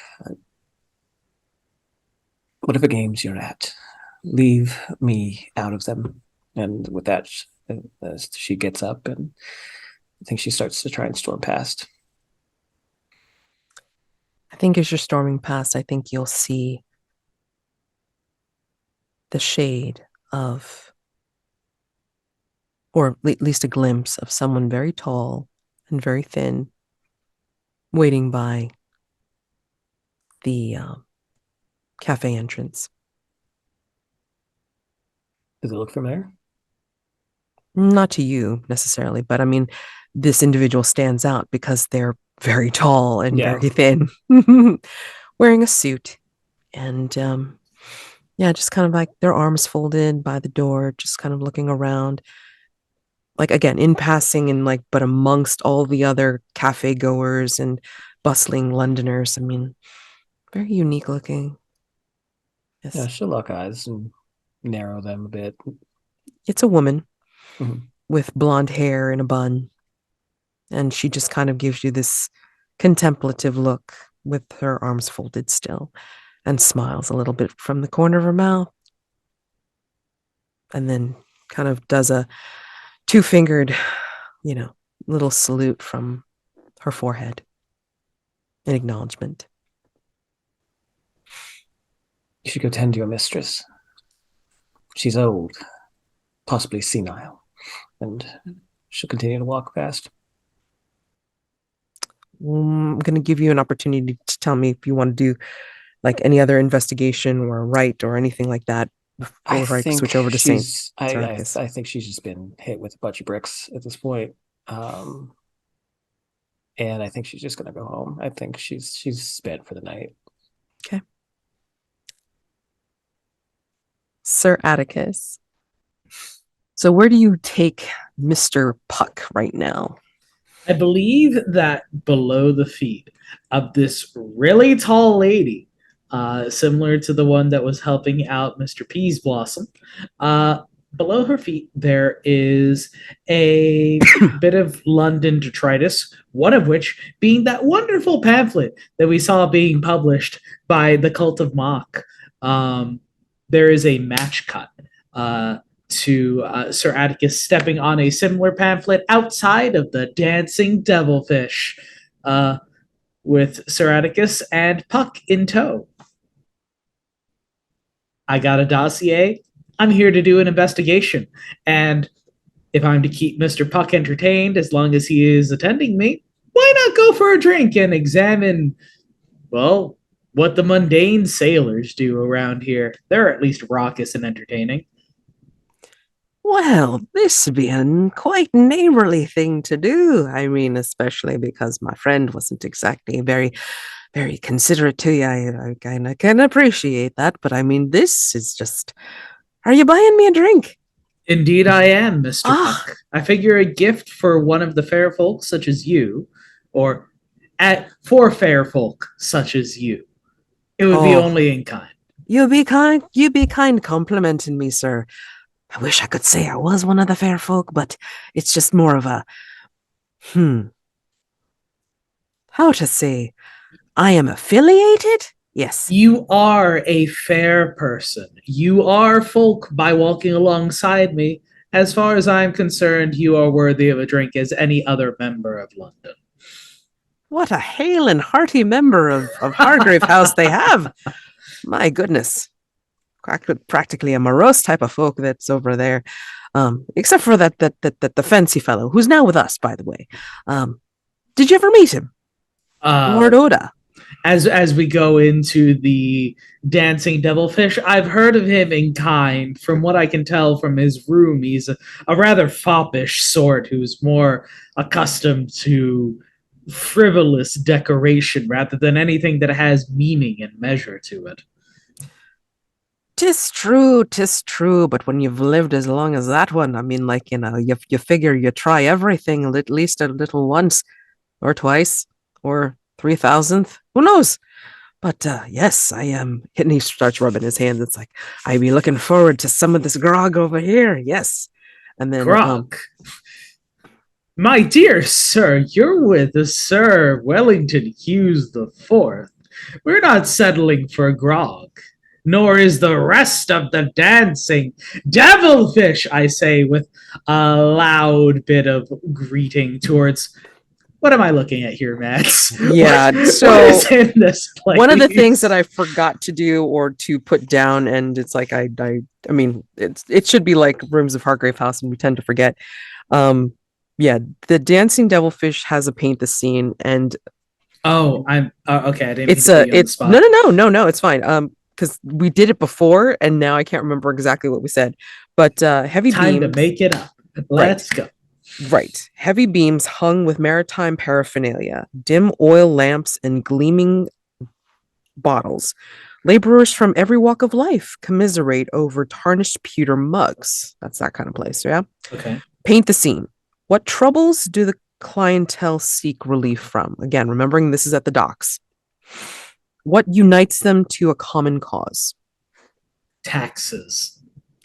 They hate levies. Every single person who comes into port has to deal with the harbor master and whatever arbitrary taxes are set upon them by the harbor master, by the governor, by whatever's going on. And a lot of them are literally just going from pocket to table in terms of like feeding their families. Absolutely. Those that have families. Yeah. Yeah. So, and again, so what troubles do the clientele seek relief from? What unites them to a common cause? I was trying to remember what I said last time, but I can't. So. I know, I can't remember either. I'm just time for something new. Let's go. Yeah, it's true. It's so true. It's fine. It is. I mean, it's a lively place. It's especially at this time of the night, because I think when Elagos went, he went during the day, so it was kind of like still kind of. At night, it's a different place. Oh yeah. During the day, the dancing devilfish is more civilized, cultured, as expected of a port bar, I guess. What was the question again? Could you read it? Or the prompt? What troubles do the clientele seek relief from, and what unites them to a common cause? I think they seek relief from lust. There is a piano and a beautiful older woman in a red frock she sits atop it, kind of singing a kind of lurid sea shanty, lots of dirty limericks that all the men and some of the women gathered around and caroused. They lifted their mugs and they're cheering, they're singing along with her. A couple of men are making out with each other. Man and a woman are parked in a corner next to the piano, kind of, what is it? Bass two, I guess it would be. But it's very lively, and in this moment, they're kind of blowing off steam and enjoying each other's company. All right, very cool. And this is what greets you. And besides, like a lot of raucous noise. I mean, like they're either like listening or singing along with the songs at the piano, or they're talking amongst each other in like bigger groups or more drunken groups. There may or may not be like maybe some simple hands of cards like in other corners as well. So I'm gonna say that. It's a really hopping place because again, it's nighttime, and this is like the kind of shit they need to do like after to blow off steam. So okay. Sir Atticus is gonna want to buy drinks for. I'm assuming that there's a table where the captain's sort of set up. A lot of these are just the general sailors, laborers, yeomen who move cargo and keep the ships running. But I imagine that there are more well-dressed, well-kept sort of sailors that run the ships, who keep the shipping lanes clear, who coordinate who's taking what cargo where. this is mainly a laborer's bar, I think. Then in that case, I'm going to try and buy a drink for as many people as possible, introducing myself and Mr. Puck as fellow laborers and travelers of the world, trying to get as much detail as possible about this drowned guardian of the docks. Just trying to... You put a finger up, so I figured you wanted to say something. Sorry. Dry donut. Sorry. Sorry. That's one of the sea shanties are singing. Yay, donut. No, what I wanted you to do was to roll investigation with presence, because you're really trying to like be the life of the party kind of thing and get people drunk enough to talk. So yes, please roll with presence. Sure. It's not just getting them drunk. It's while Sir Atticus kind of puts them at arm's length, like, okay, listen, you're all common people. I'm a nobleman. I have a sir in front of my name. Thank you very much. We're all globetrotters. We all have our different experiences. We've all gone to foreign ports and different cities and everything else in between. 5 plus 3 plus 0 is 8. Please let Puck wingman for me. Please, that'd be so wonderful. If he could just... No, probably not. No, okay. You can't take advantage with having Puck. The fun. This is not like a help roll. What? No, we don't have that kind of shit in this game. Okay, no. All right, fine. No, that's shit. No. Okay. So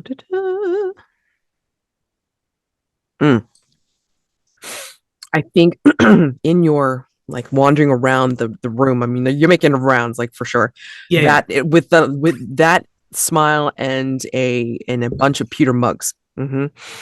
Like you meet up with like Sebastian Varga, a dockhand, and he's got a handsome face, kind of a glowering expression, although that kind of wanes a little bit because like of the mug, a full mug that you thrust into his hand.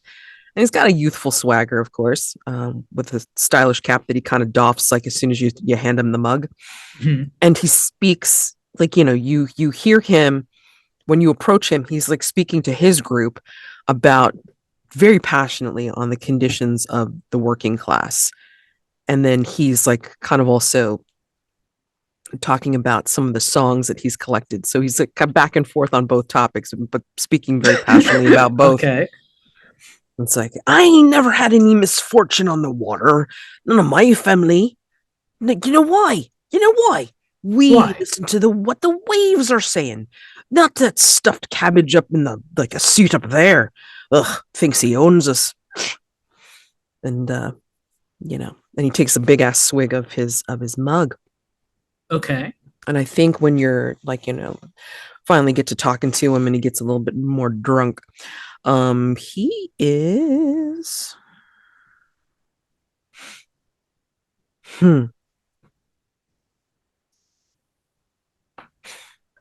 he starts telling a story about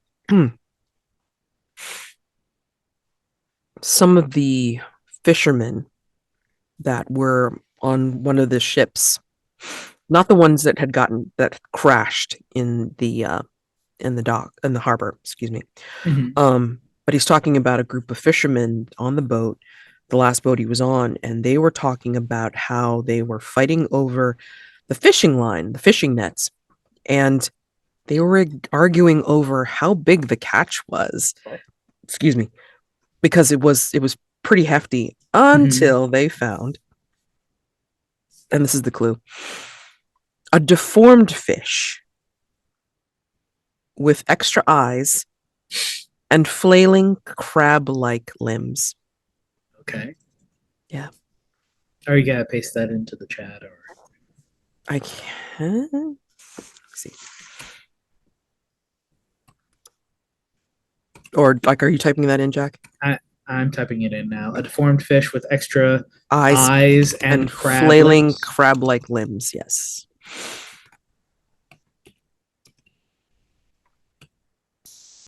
Okay, got it. Okay. All right. I'm of two minds for this man's story. On the one hand, fascinating to hear how fishermen are able to secure their own catches, the different rituals that hunters do in their terrains to secure that there is fortune. On the other hand, absolutely horrified that there's just random fish that have eyes and extra limbs where they shouldn't have them. Kind of curious also, but mostly horrified.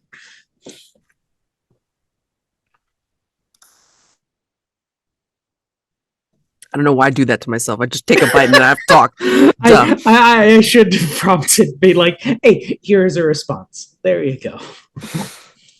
So one of the things that he says, as you're making your way around, and you listen to him tell the story, he basically says, yeah, and this only happens. You hear these stories and you hear about the song that brings people to the water. And then you hear about these stories about these things that they found, but only since the accidents, only since this guardian has been around. Okay. Those of us feel safe, and then some of us don't. Some of you don't. It's a guardian. It keeps you safe. It keeps you prosperous. But then you get stuff like that. Can you sell that? Would people eat that? That's the question. Who knows? Sir Atticus to himself, maybe it's not meant to be eaten, but to be returned. I mean, by this time he's already deep in his mug and he's talking with other people. He's deep into it. What's Puck's take on this whole thing? I treated him to a couple of drinks, and here he is listening to all these sailors go on about their own stories and stuff. How's he buying into it?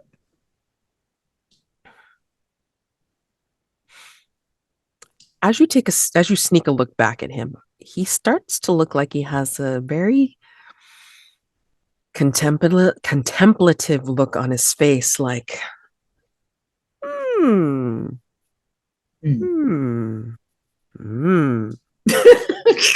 don't hear him make these sounds. I mean, but that's the look on his face. That's what I'm saying. Okay, so he's not necessarily engaging. He's more observing at this point. Yes. Okay. Yes. But he has while he's contemplating with one hand, I mean, he's got the other hand holding the big ass mug. Okay, good. Yeah. As long as the dude is enjoying himself, that's important. Yes. What do you expect to be finding here, sir? As Puck is coming up to you, after contemplating the stories and such. It's is this what you do? Is this part of the hunt? I mean, a skilled individual like yourself, I mean, doesn't seem to be involved a lot in talking. When it comes to hunting, there's a lot of time that's spent gazing upon the terrain, becoming accustomed to the ebb and flow in life. On the Serengeti, it's the predators hunting the prey. In the Amazon, it's the rains and the dry season. In London, it's the discussion of the common folk and the nobility. This is but a start of the hunt, my dear Puck. Take an X for the fight with Peas Blossom, and then take an O for this conversation about the hunt. Most certainly. Last prompt for the unseen. Moch demands a sacrifice of blood. What does the cult offer him? Describe the manner of the offering. So we see the man who had been submitted to be debased earlier with pamphlets. He has been brought back to the salon, and at the start of the salon, he was forced to strip. And upon stripping, the earlier paid wait staff, or the paid attendants, rather, lathered him up in all different oils and pig fats. And he was fixed there as sort of a centerpiece when they were drinking the blood and tossing the coins in the fire. He was standing near the fire, so essentially basting in the fats that he was covered in. So by the time and later in the evening, he is brought in front of the elders of this cult, who sit around him, and all of them brandish carving knives and forks, as well as plates. They begin to approach him, and this young man is nervous, but he's resigned himself to his fate. He knows what needs to happen. And so these older gentlemen begin to, as he's standing there awake, begin to slice off pieces of flesh, taking them to plates and passing them along to some of the younger members. And they sort of pass them these pieces of flesh around. The members begin to dine on them as they would, foie gras or some other kind of delicacy. The young man stands there. There's tears streaming down his face, but he's steely in his resolve. He's unmoving. And then, as the piece de resistance, one of the gentlemen brandishes a machete, golden machete, takes the man's left arm and begins to chop at it. Takes the hand and passes it off to an attendant who has a vat of wax, as well as some wicks and some very old-looking grimoires and texts. We don't see it here, but we would know that these are meant to be used in creating sort of an occult item called the Hand of Glory. But for the rest of the night, the cult members dine on the flesh of this young man until he is flayed completely from the neck down.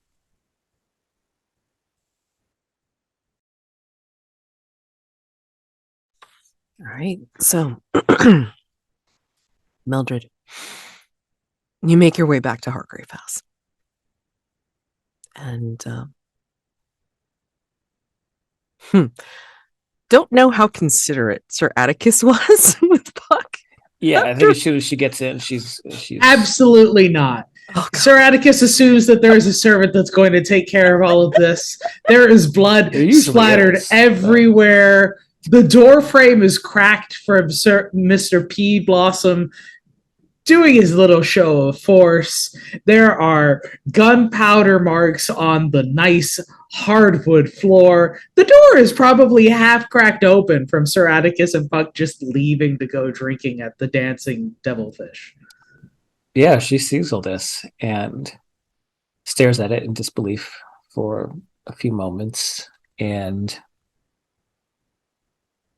she knows what she has to do. She goes to I guess the pantry. I don't know where we keep the cleaning supplies, but she'll bring out a mop and a bucket with some sudsy water and just start to mop it up and try to prop the door up as best as she can until she can find some tools to fix it, or hopefully have Smoke help her. But I think once she's done with that, she is exhausted, but the night is still relatively young for her, and she's going to go to the library, to go through some books to see if she can kind of cross-reference some of the stuff that she's found throughout the investigation, to see if she can find anything on like the Cross of Hope, or any other things that kind of relate to spirits like this.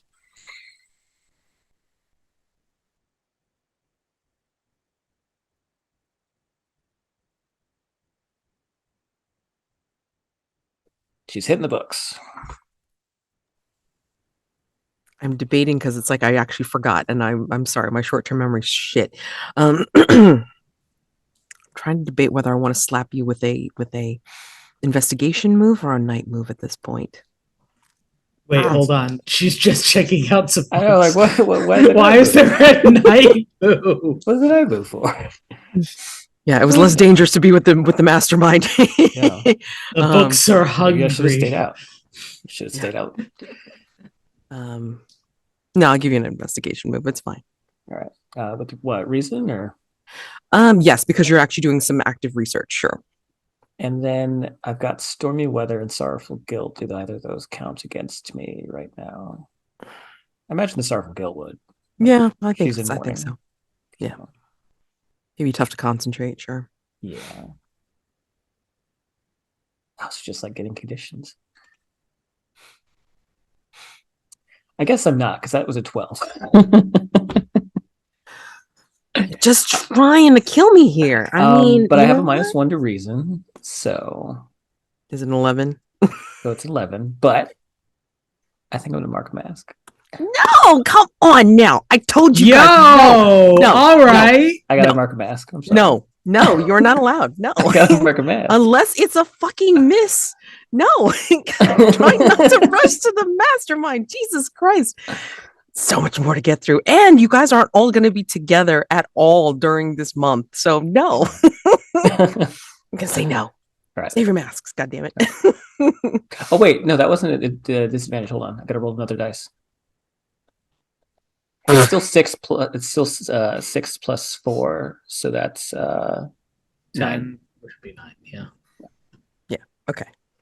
All right. And so 11, 9. This is for Drowned Guardian, yeah? Yeah. Okay.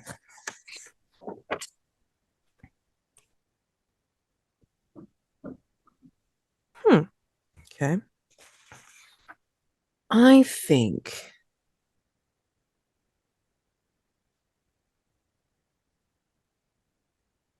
and it's one of those situations where Hargrave House will provide.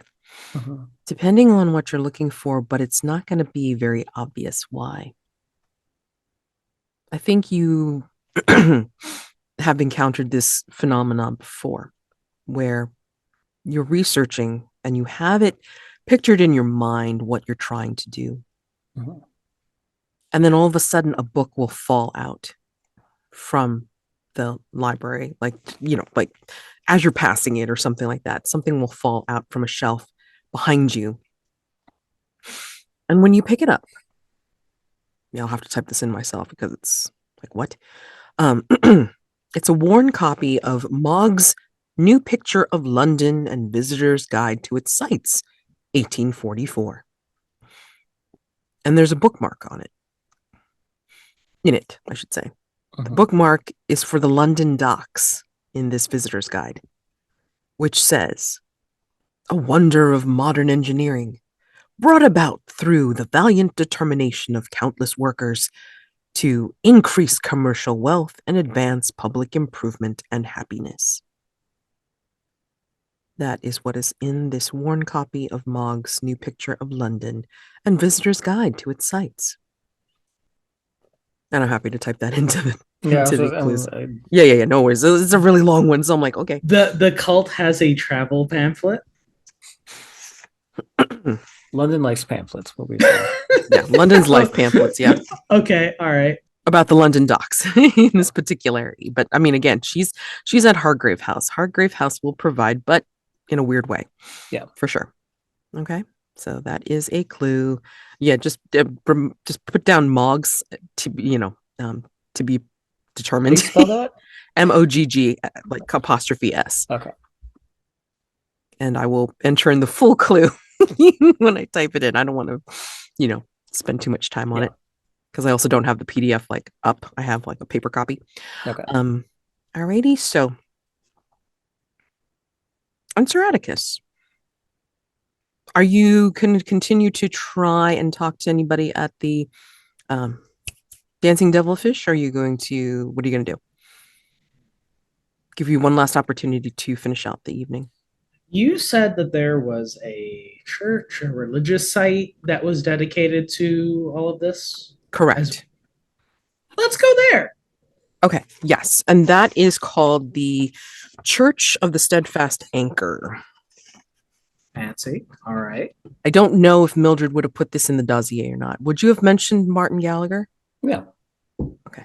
Yeah, it's all shared information. So yeah. So Martin Gallagher is the former priest or what do they call him? Yeah, former priest of the Church of the Steadfast Anchor when times were better. I think that the Temple of the Steadfast Anchor still has, it's mostly for decoration, but it still has an offering box near the entrance. And I think that Sir Atticus is a God-fearing man, whether, Yahweh or otherwise. He will leave an offering in the offering box. And the jingle echoes sort of that tithing that we saw previously with the mock ritual. Does Puck leave any sort of offering? Interesting. Does he even enter the church? I mean, like, he looks like a man, so I mean, he can conceivably do so, sure. But does he feel comfortable on sanctified ground of a sort? Oh yeah, no, he's fine. Okay, all right, cool.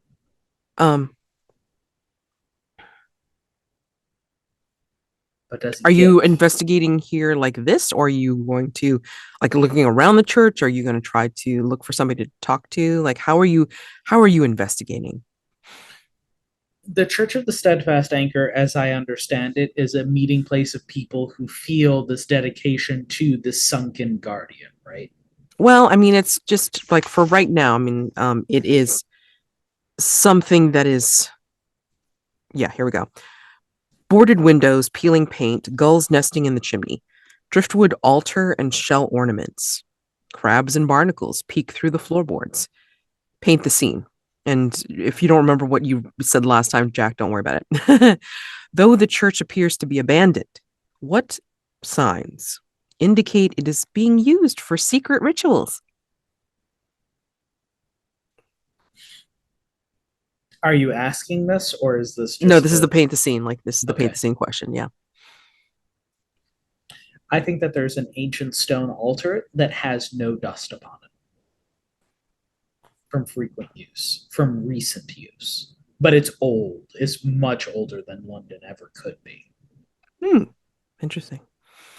I think kind of piggybacking off that, decorating the relatively clean altar are fresh sigils drawn in squid ink. Okay. I want to test the air. Sir Atticus is attuned to the hunt, to that tension when you're pursuing your prey. It gives him sort of this sense of this is a hunting ground, this is not a hunting ground. With a place like this, the Temple of the Steadfast Anchor, I hope I got that right. Church of Steadfast Anchor. With a place like the Church of the Steadfast Anchor, this has a different air upon it. Mm-hmm. And I think Sir Atticus wants to sort of attune and understand, is this a hunting ground or is this a resting place for this sunken guardian? Would you say you're investigating with sensitivity? Yes. Okay, go ahead.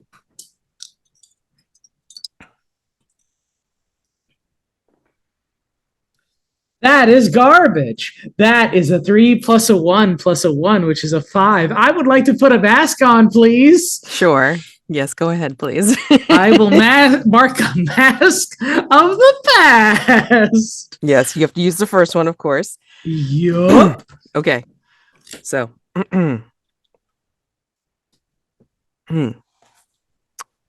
you will see or sense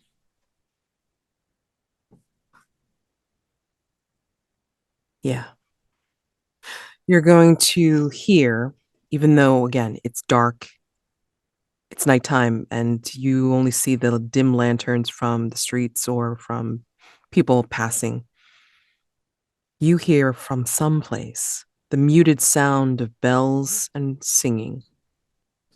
I'm going to say it's midnight. You hear the distant sound of Big Ben, hopefully. I can't remember historically if it's around. Terrible of me. This is our version. This is our version of it, yeah. The big ass clock, okay? It's like it's muted sound of bells and singing at midnight. It's from around here, but there's no place it could come from. Okay. Yeah. Is this a clue? That is a clue, yes. All right, so singing and muted sound of bells. Yep. Muted bell tones at midnight. At midnight. All right. What is the complication? The complication is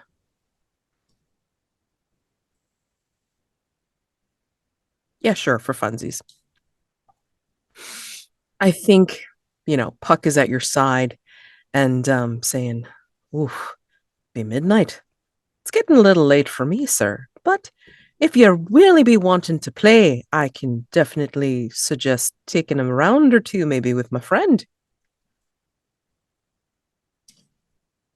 Sir Atticus will defer on the side of caution and release Puck early from his obligation.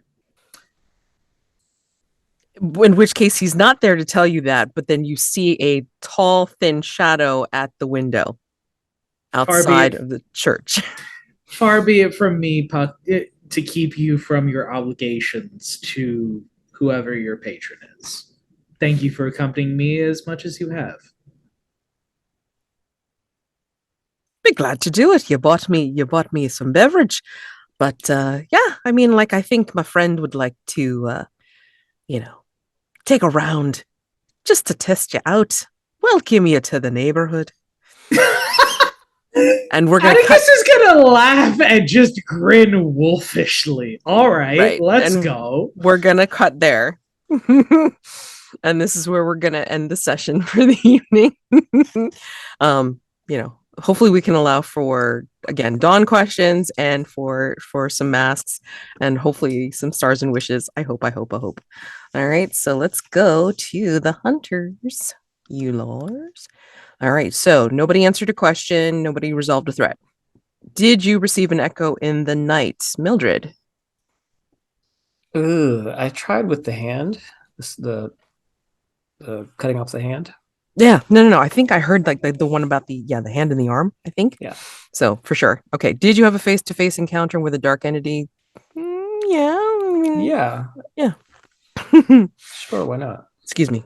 Did you counsel someone using your supernatural affinities as the basis for that advice? I don't think I did. Okay. So take 2 XP. Okay. And then Sir Atticus Wellington-Hughes the Fourth. I'm sorry, I picked a mouthful of it. I mean, I'm only calling you Sir Atticus. I mean, that's that works. As simple as it goes. So no question answered, no threat resolved. Did you experience an echo in the night? I think I heard it. Yeah. I tried to do a match cut between tall lady outside of Mildred's discussion and Sir Atticus stepping upon the same pamphlet that are unfortunately cannibalized noble just kind of published before his demise. Hey, part of the membership, man. Sorry, that's your dues. And okay, your dawn questions. Did you tell someone why their plans were poorly made? Unfortunately not. There wasn't a lot of discussion in this session for Sir Atticus. Sure. Did you try to go unnoticed in a public space? I'm gonna say no. You were No. very much the man's man kind of thing. So 1 point of XP for right now. I should have picked the other one that had me tasting like bodily fluids. Darn it. I was surprised you didn't because I thought about it, but I also thought I'm doing an investigation. I did not expect Wellington-Hughes to be like, yo, I am the life of the party. So yeah, there we go. Okay. Well, see, I mean, character concept changes for sure. You guys did mention masks, if I believe. Yeah, I said. Yes, I recall correctly. You wouldn't let So me mark a mask, so no, I don't have to. no, not you, not you. Atticus, yes. So yes. do you want to do it now, or do you? Heck yeah. Okay. All right. Go ahead. Narrate a flashback to your childhood that shows the first hunt you went on and what about it disturbed you. The hunt itself went well. I had been trained by my parents well enough, rather my father and my grandfather, in the hunt. When you are in Wellington-Hughes leading the hunt, you're in charge of everything, whether it's tracking the quarry to directing your fellow hunters, all of that. That went off without a hitch. Even the killing of the stag didn't really bother me as much. What did bother me was what they had me do with the stag. I was expecting that we'd kill it, we'd butcher it, and we'd take some meat home. But for the skull, they had me flay the flesh off the skull and then bury the skull separately in the earth, anointing myself in its blood. And my grandfather and my father gave it this sort of reverence, sort of like a coming of age ritual, but I felt that there was something more. And as we left the forest, I felt watched. I felt like that moment, that first kill of a hunt, marked the beginning of something. Not just for myself, but for feeding into something that was tied deeply with the Wellington-Hughes line. Very nice. All right. And that is the end of our session. We're going to go to do stars and wishes now. So stars are the things that you liked about the game, the gameplay, or each other. And then wishes, of course, like what you would like to see next session or things that you wish had happened in this particular session. Okay. So yeah, whoever wants to take it away. You go first, Matt. Yeah, go Matt. Yeah. Thank you guys for being willing to do like a duet while I was running you. We were able to take like a nice leisurely pace for the night phase, which doesn't normally happen. Usually we're breaknecking through this thing. I am switching you back and forth like nobody's business. Nobody gets to do more than like maybe 2 scenes. And then it was just like we were relishing this, I think. And it was leisurely. You threw like a large dude just attacking me literally first day. For Atticus, the legacy, I mean, he should be like a walk in the park. Come on now, I mean, fair. Okay, credit where credit is due. All right. Be glad, be glad that, you weren't in the catacombs and running into the smugglers, okay? So, okay. Be happy with what you get, okay? And so it was great. No, everybody's masks were wonderful as usual, and the give credit to Jack for Mildred just dealing with whatever the fuck happened, which is great. So yeah, I mean, and then Mike, welcome to our campaign, and I think Sir Atticus is going to be great. Arrogant but great. Wishes. Yeah, I helped up Peas Bloom. I cut off his arm, but I helped him up. Yeah. We'll see how much Titania appreciates that, when she's patching him back together. It's fine. Yeah, wishes were, just having everybody at the fucking table. We'll see when that ever happens again. And then just for next time, it's like being able to enact the vulnerable moves now that people have conditions, and you getting to see how that works. I mean, I think you're familiar with it, like from escapes and stuff, so that's cool. Works pretty much the same way. And just wanting to see this develop more. I think I still do owe one mastermind clue. One, okay? Not 3, but one. And I will throw that in somewhere. No, you know what? No. Hold on a second. Was that just layering? No, that was just layering. Never mind. So yeah, you got to layer. You got to hint of something, but we'll see how other things develop for next time as well. And so anybody like whoever wants to go next. I want to give credit to Jack, Star. You're Mildred. I don't know very much about what's been going on since I only heard the first 3 sessions of, the campaign thus far. You're going through some stuff. I understand that. Titania rolls up and is just like, hey, do you want to have some tea? And Mildred says, that sounds lovely. And you played that both coolly, but also just a little bit bothered that the Queen of the Fae, ex-Queen of the Fae, whatever's going on with this mastermind, decided to roll up on you. And I just wanted to say that I appreciate the tension that you gave those scenes. I think you did a very good job with that. Mads, thank you for appealing to the legacy in its most visceral component of the legacy. Wants to hunt monsters, wants to throw down, wants to roll with vitality at every opportunity possible. And you allowed for me to do that even when I was not expecting it. So I wanted to give credit to that. Also, thank you for allowing for me to invite Puck on a tour about the town, even if we went drinking for a couple of hours. I don't know if that's something that he liked, but the fact that he humored me was nice. Wish, I'm looking forward to throwing down with Tall Lady. I don't know what Tall Lady does. I don't know what her name is. I imagine we're just going to jump into the Dawn phase where it's like, did you fight with the Tall Lady? Yeah, I did. It was a good fight. But regardless, I'd like to see whatever that resolution is. And I would also like to meet with everyone else and see what their deal is. Because Mildred seems to have a lot on her plate. Also, additional wish. Just a vulnerability move. Brindlewood Bay calls them a cozy scene of just Mildred and Atticus indulging in Mildred's vice of just, you dealt with the Fae, I dealt with hopefully something Fae adjacent, and here we are watching just a park of children go about their lives completely unknown to the horrors that we need to deal with, and just talking about what you're dealing with for a bit. Thank you. Yeah. I don't know if I don't know if you know why that's your vice. I think it comes up in a later session. Nope. But yeah, the long and short is that she was a very sickly child. Didn't have friends. So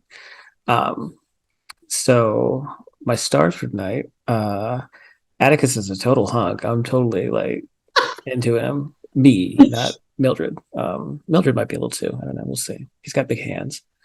But yeah, no, he's hot. So yeah, that was really good. And like I said, I played with you before, so I kind of know what I was getting into. And it's always good to balance of like just goofy shit and then knowing when to like knowing the mood and knowing how to read the room, which is a good talent to have.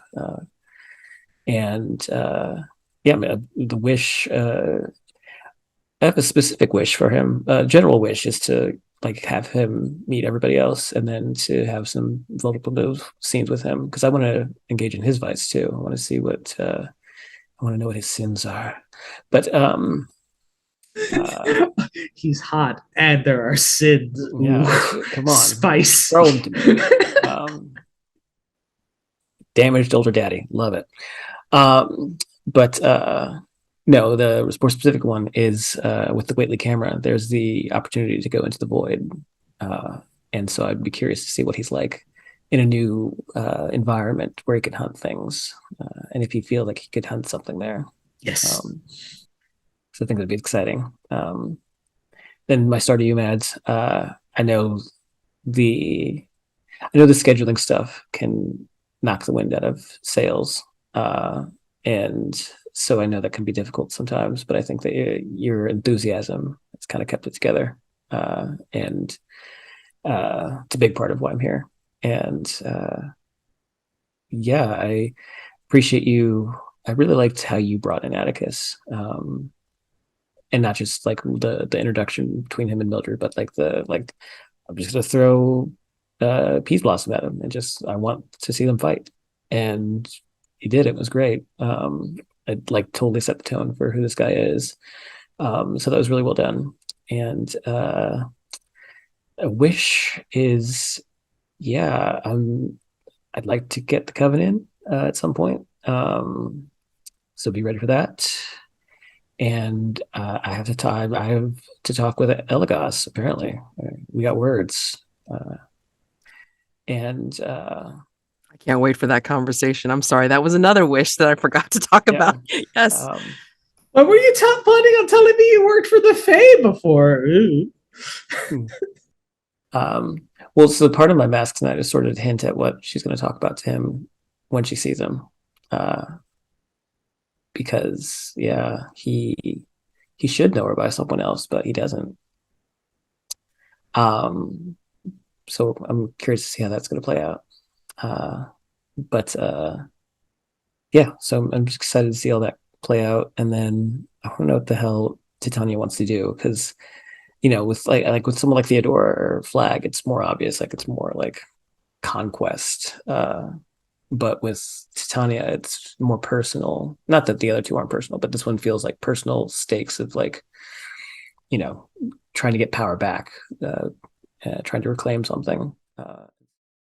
I'm excited. I'm so excited. I cannot wait. And even if we don't get everybody all at the same time at this point, I mean, like, it's still a fun roller coaster ride. So I hope you guys really enjoy, like, the ups and downs and twists and turns, because I live off of this. This is like so much fun with you guys. I mean, like, not just you two, but I mean, like, of course, with Chris and also Ironar, and just like this group is just pumped.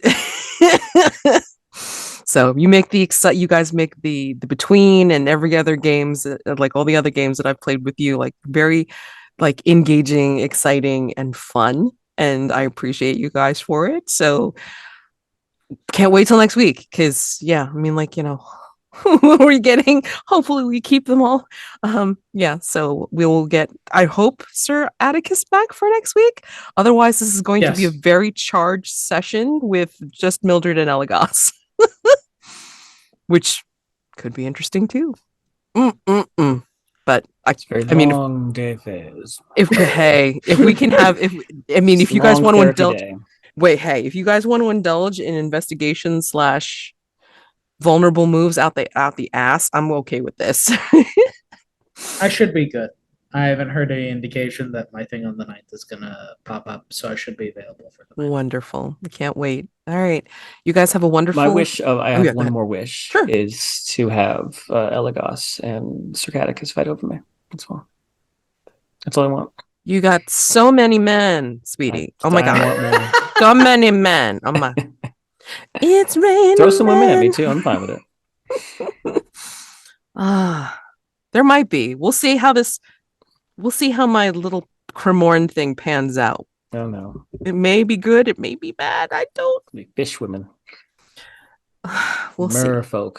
I'm fine with it though. We'll see. We'll see. I mean, I don't discriminate. It's good. Well, I mean, hey, all pan all the way. Yeah, so absolutely. It takes all kinds, right? Yeah. No. Well, this game definitely, especially. Holy crap. Yeah.